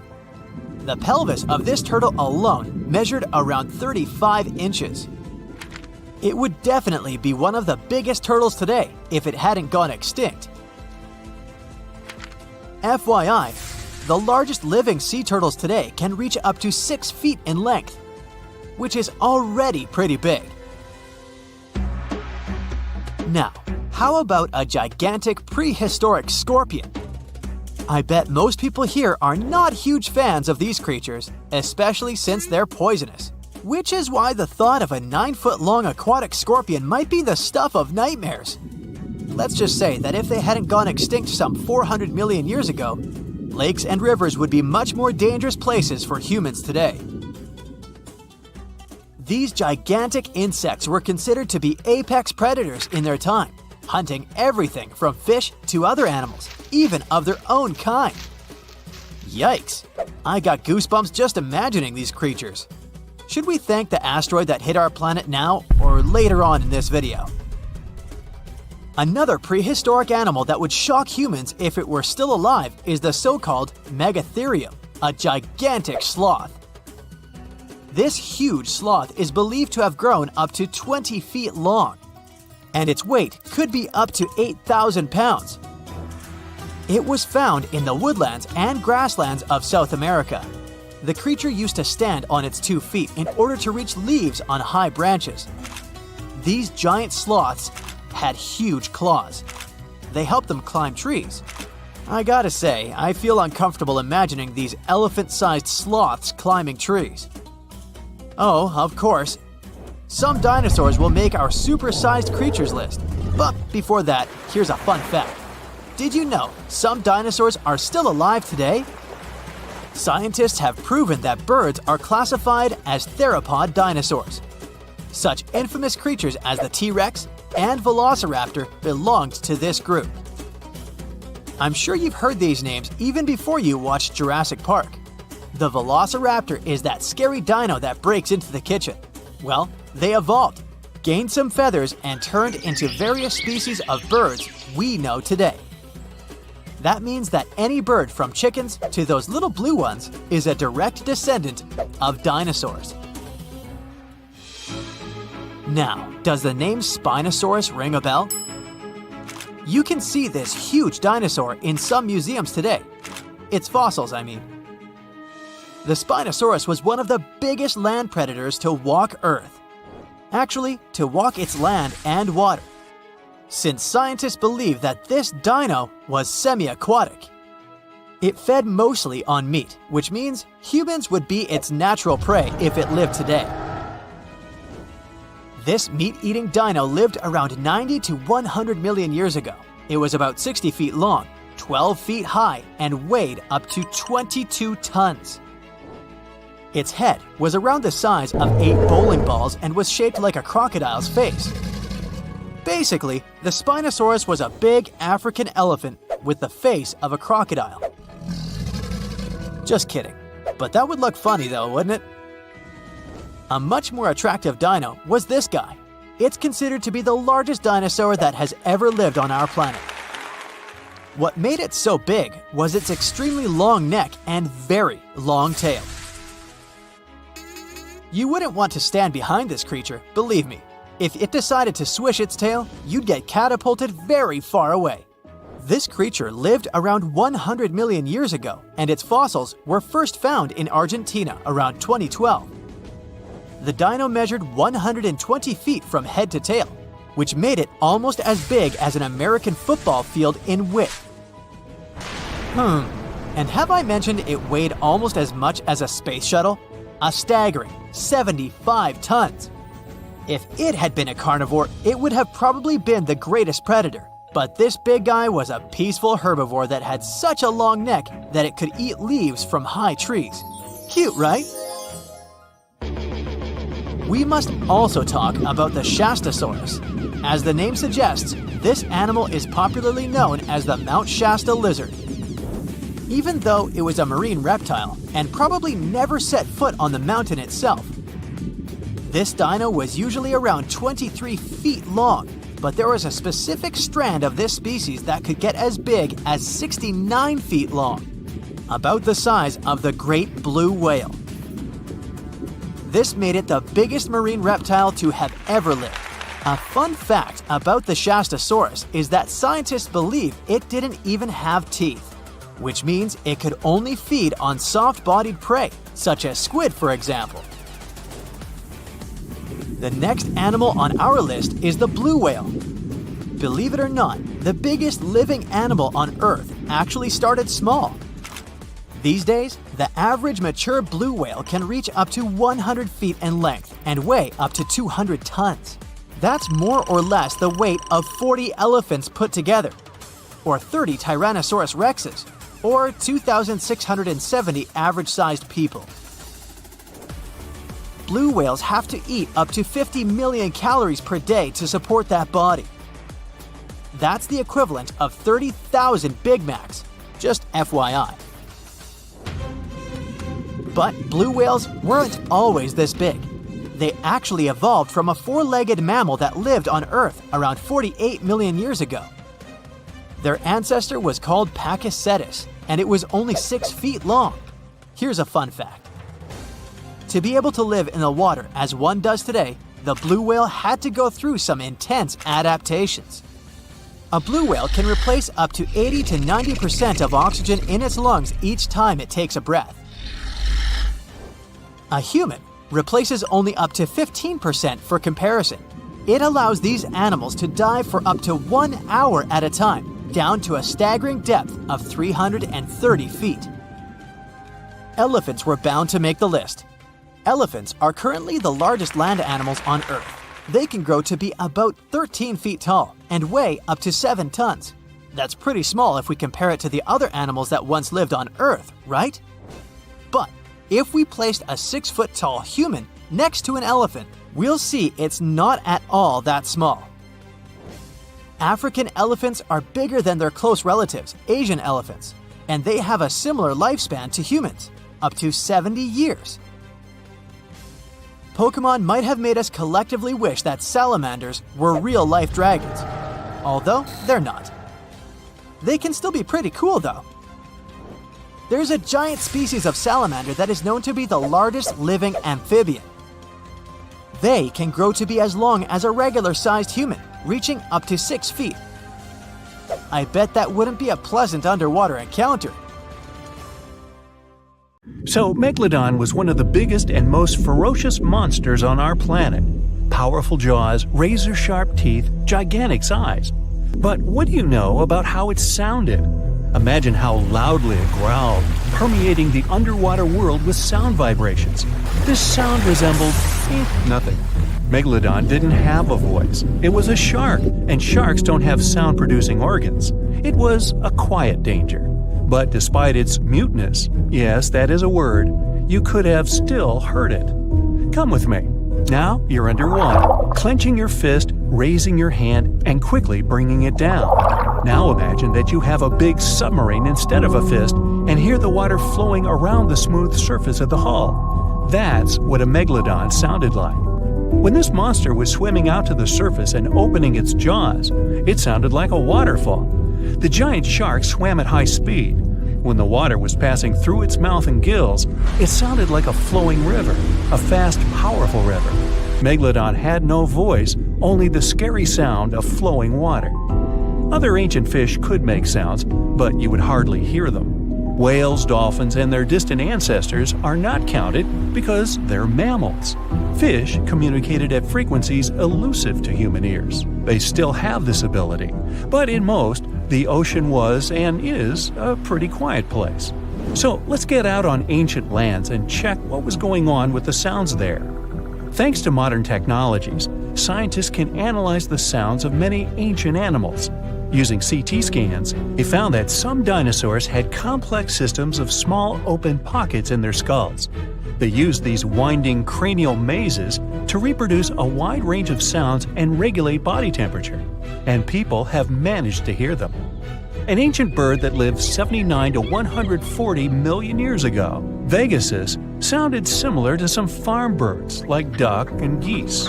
But the ancient creature probably screamed in a scarier way. Scientists found this out thanks to the Syrinx fossil they discovered in 2016 in Antarctica.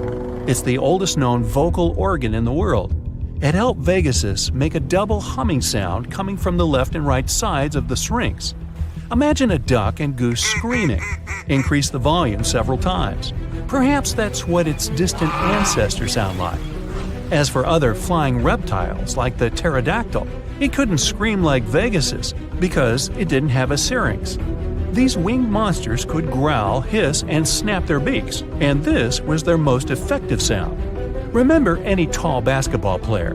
The skull of the pterodactyl was slightly longer than their height. Just imagine what a noise the dinosaur created when it was snapping its powerful beak. The clicking sound could deafen and frighten other ancient creatures nearby.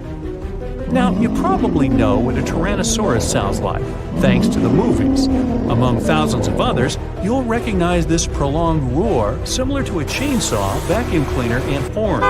And, honestly, its roar has a lot in common with the natural sounds that this monster could make.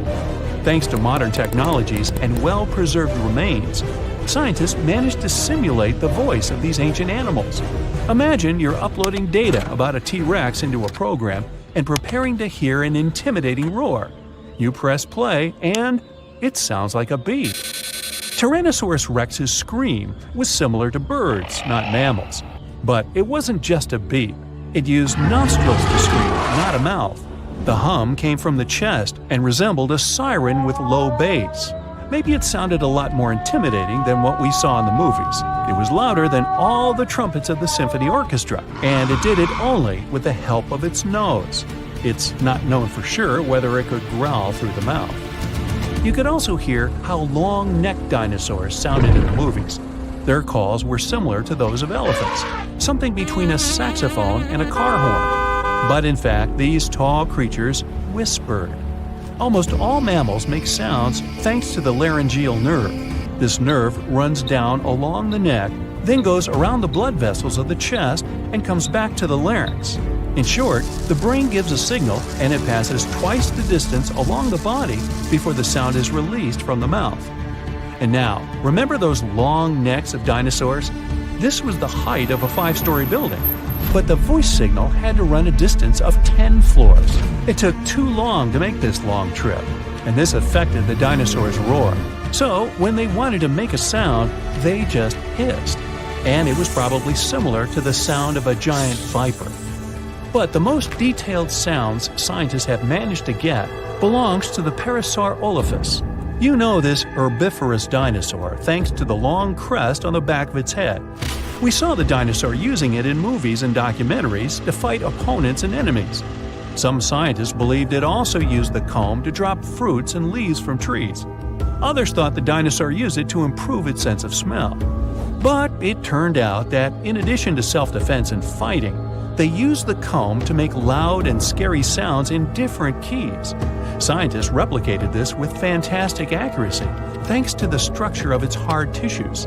Almost all living beings with a voice use soft organs to make sounds, and these soft tissues decompose quickly. Parasaurolophus had solid ones. They noticed tubes leading from the nostrils to the crest and back to the nostrils when they found the skull. It was like a crumhorn, a curved musical wind instrument. This proved the dinosaur used the crest on the back of its head to make the sounds louder. The comb allowed it to trumpet, so its relatives could hear it in the forest.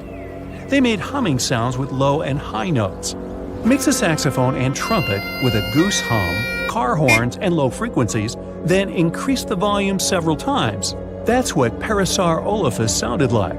That's also what my 4th grade band sounded like. But I digress. You can listen to different shades and timbres of this dinosaur on the internet. It used noises with different tones to create complex social connections. They could communicate, identify each other, trumpet danger, or conversely, signal their friendly intentions. Alright, we've just heard how some ancient reptiles sounded. But what about ancient insects? They didn't have vocal cords, of course. Instead, they used friction between body parts. Look at modern crickets chirping with their wings. One wing has tiny notches. The second has the shape of a mediator. Take a simple plastic comb and run your fingertip over its teeth. Crickets make their sounds by the same principle. Their wings vibrate and release a series of sound waves into the air. But the clicking of an ancient bush cricket was very different from modern insects since they were much noisier. The sounds of these clicks were like a whistle. With the help of high-frequency waves, they could also communicate secretly as if they were doing it through a closed radio channel. If you heard this, you would hardly be able to fall asleep to it. Now, modern crickets are not so loud, as they began to add more high frequencies to their sounds. Higher pitch waves don't spread as far, reducing the risk that a bat will hear the insects. Just imagine how the jungle of that time sounded. The loud chirping of crickets hurts the ears. Then you hear a brachiosaurus hissing. The clicks of pterodactyls shake the sky like thunderclaps. Then you hear the trumpet sounds of different tones somewhere in the jungle. These are Parasaurolophus communicating with each other. And then you get scared by a loud Tyrannosaurus siren. What a racket! You'd probably not find peace in such conditions. Fortunately, humans appeared millions of years later. And, by the way, scientists have managed to find out and understand what our distant ancestors sounded like. They carefully examined the insert function of the mouth, nose, and throat on the Neanderthal skeleton. Their voices were similar to ours, but the phonetic range of an adult Neanderthal was the same as if they were 2 to 3 years old. It was like mumbling without consonant sounds. The study of the skull couldn't recreate precisely the sound of Neanderthals, but in 2007, scientists extracted DNA samples from their bones. They found a variation of the gene that responds to human speech. Scientists believe that Neanderthals fought with Homo sapiens, our family tree. As a result of this conflict, their kind became extinct. But the found gene points they could have had other connections with each other. Perhaps Neanderthals could understand their language and even pronounce some words. Now, one of the most common animal myths is that mice love cheese. It popped out a long time ago, probably as early as when people started storing food. Since mice are regular visitors to human homes, they were constantly looking for food they could eat. People used to store grains in glass jars. They also kept their meat hanging up high. But they'd lay the cheese on the shelf, which was an easy target for all the unwelcome pantry visitors like mice. So they ate it because they couldn't reach anything better. But a mouse will definitely more likely go after chocolate or some other sweet thing than the cheese. Who can blame them? Now, flamingos don't really stand in the water on one leg so they wouldn't get cold. This is just a simple way for them to spare the effort. It's exhausting for us humans to stand on one leg, but for them, this is the most stable position possible considering their peculiar anatomy. This pose doesn't require any muscular work. Now I'm jealous. One of the most widespread and oldest myths out there is that ostriches hide their heads in the ground every time they're scared. A long time ago, researchers thought ostriches weren't very smart because they bury their heads in the ground without being aware the rest of their large bodies are still out there, where everyone can see them. In fact, ostriches do it when they want to swallow sand and pebbles to boost their digestion or just turn over the eggs they lay in their nests. And even then, they technically don't bury their head, but put it near the ground. Otherwise, with its head in the sand, the poor thing wouldn't be able to breathe. No reason to think of an ostrich as a frightened bird. Like some other animals, it will flee if it senses there's a danger coming. And in some situations, it'll fight back and defend itself. And that's one angry bird. What do you think is the largest thing a blue whale can swallow? Well, we're talking about the biggest animal ever known to have lived on our planet. It can grow up to 100 feet long with a weight of 200 tons. Its heart is as big as a car, and its tongue can weigh as much as an average elephant. It's easy to imagine a blue whale swallowing cars, people, and even small ships, perhaps. But it's all wrong. The largest thing it can actually swallow is a grapefruit. Its throat can take the size of a small salad plate. Whales feed on small fish, plankton, and marine crustaceans, so they don't need a bigger throat. But we wouldn't be able to survive the juices inside a blue whale's stomach anyway. It would finish us within 15 seconds, similar to how long we'd last in space without a spacesuit. So don't try this. Camels don't store water in their humps. We're talking about animals with extraordinary resistance to some pretty extreme conditions. They can survive even when drinking water only every 8 to 10 days. But not because they have a secret stash on their back. It's because, when they have a chance to drink, they will swallow 50 gallons of water at one sitting. They mostly use it to replenish 30% of their total body weight, an amount they can lose by dehydration. So, they lose a lot of water but quickly regain it. Their humps are where they deposit fat, but it's not for producing water. The oxygen camels would need to inhale would cause them to lose too much water because it would evaporate through their lungs. That's why they use fat as a nutritional source for energy. This helps them survive in arid regions and times of scarcity. Now, it's a myth that anteaters vacuum ants using their noses. They don't go around looking for ants and hoovering them through their long snouts. Anteaters have very long tongues. Giant anteaters have tongues that go up to 2 feet long. It's the shape of a strand of spaghetti and covered in spiny hooks and sticky saliva that traps ants, up to 160 times in a minute, which means they eat up to 20,000 insects in a single day. That's a lot of bugs. They open anthills using their claws and then do the rest of the work with the tongue. They don't have teeth, so they only swallow all the insects they catch. Movies might have given you a false sense of security when it comes to dinos. Nope, standing very, very still couldn't save you from a raging T-Rex coming after you. It's a myth. The Dino King had bad vision.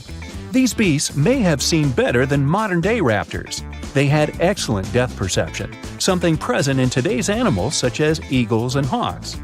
Even if, by some miracle, the Dino King can't see you or thinks you're just a small tree or some other object because you're standing so still, they had a pretty good sense of smell. So, the better option would be to run because the T-Rex is not as fast as scientists used to think, up to 33 miles per hour.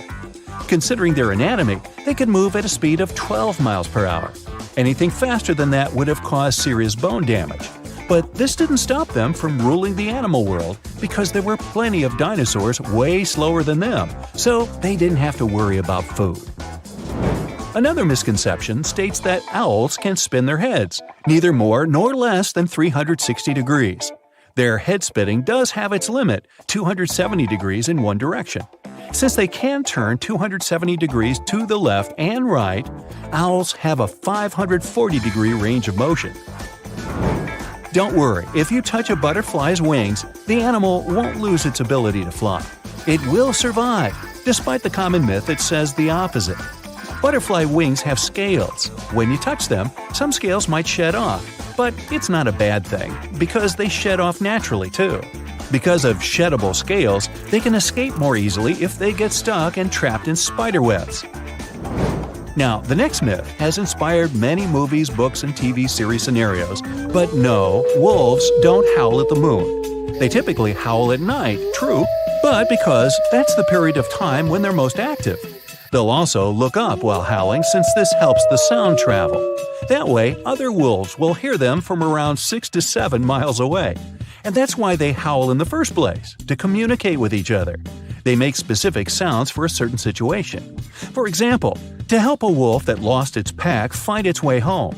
The moon just happened to accidentally be there while wolves were communicating. Okay, giraffes only need 30 minutes of sleep a day. That's another myth. They sleep about 4.5 hours daily. It's not that unusual for animal species that are most active during daylight. Studies also show giraffes usually lay down to sleep for less than 11 minutes at a time. Many people believe moles are blind. These small burrowing mammals actually can see. It's just their vision is really poor and only adapted to recognize light. They're also colorblind. When they're searching for food and navigating the dark underground, these creatures mostly rely on their touch and sense of smell. Now, their sense of touch is sharp, which is why moles can feel nearby vibrations of activity. This helps them avoid danger or find their next meal more easily, like millipedes, worms, centipedes, and other invertebrates. Yum!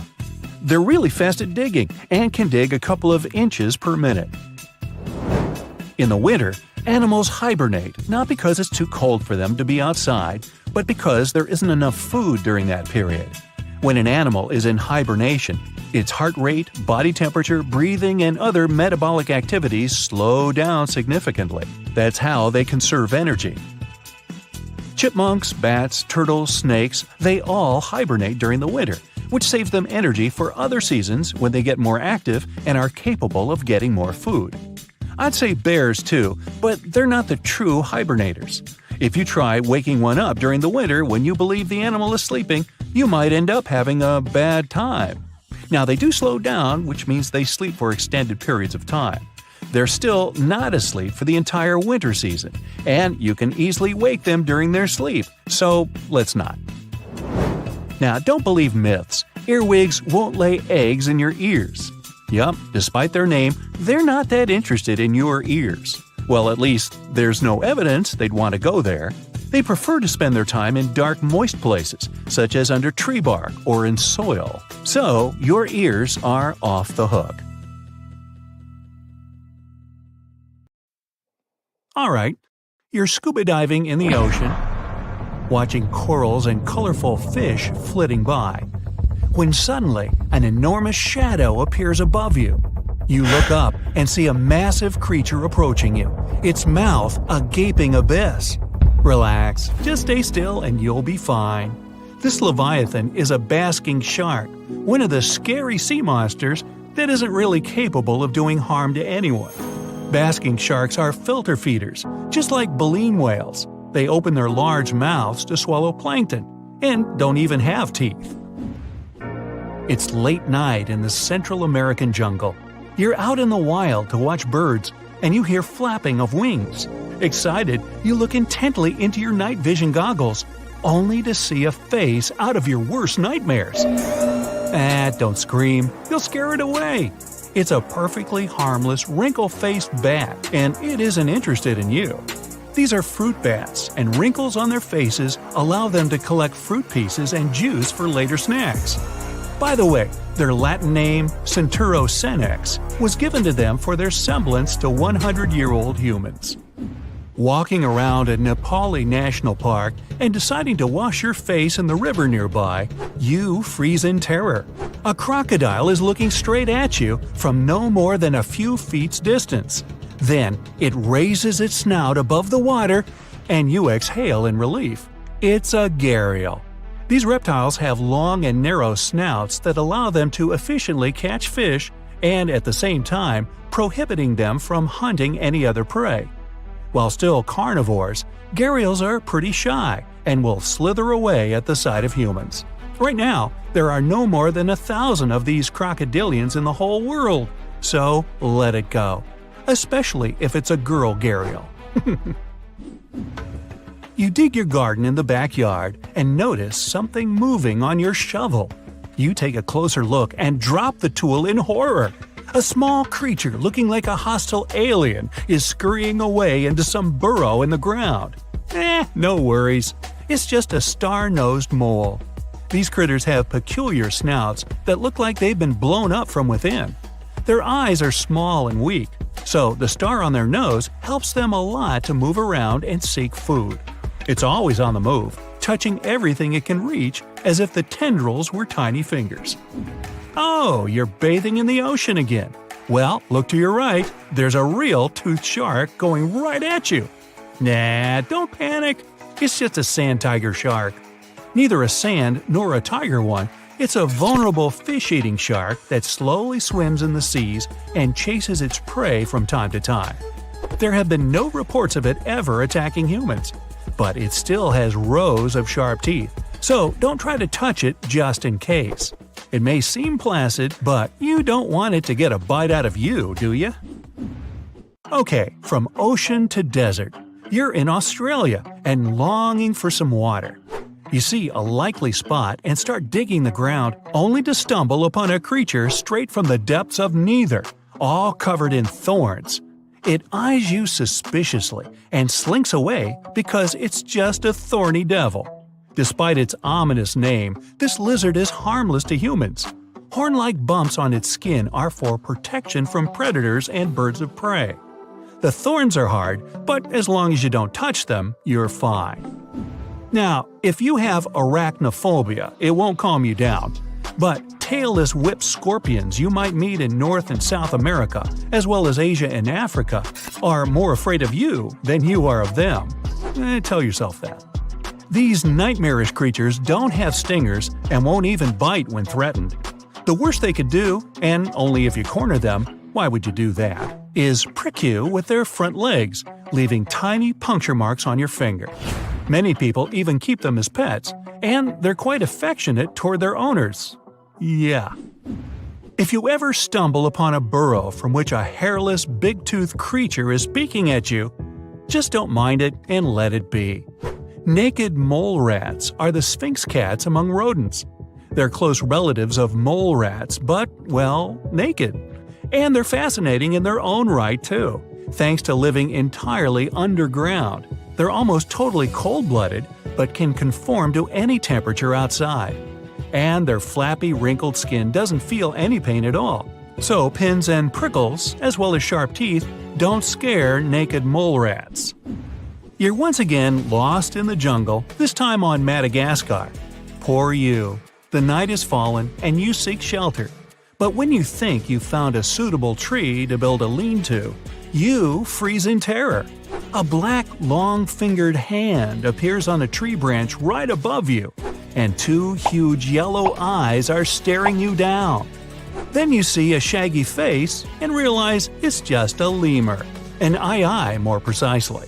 This creature is native to Madagascar and only goes out at night, so you're lucky to see it. It fulfills a role of a woodpecker in tropical forests.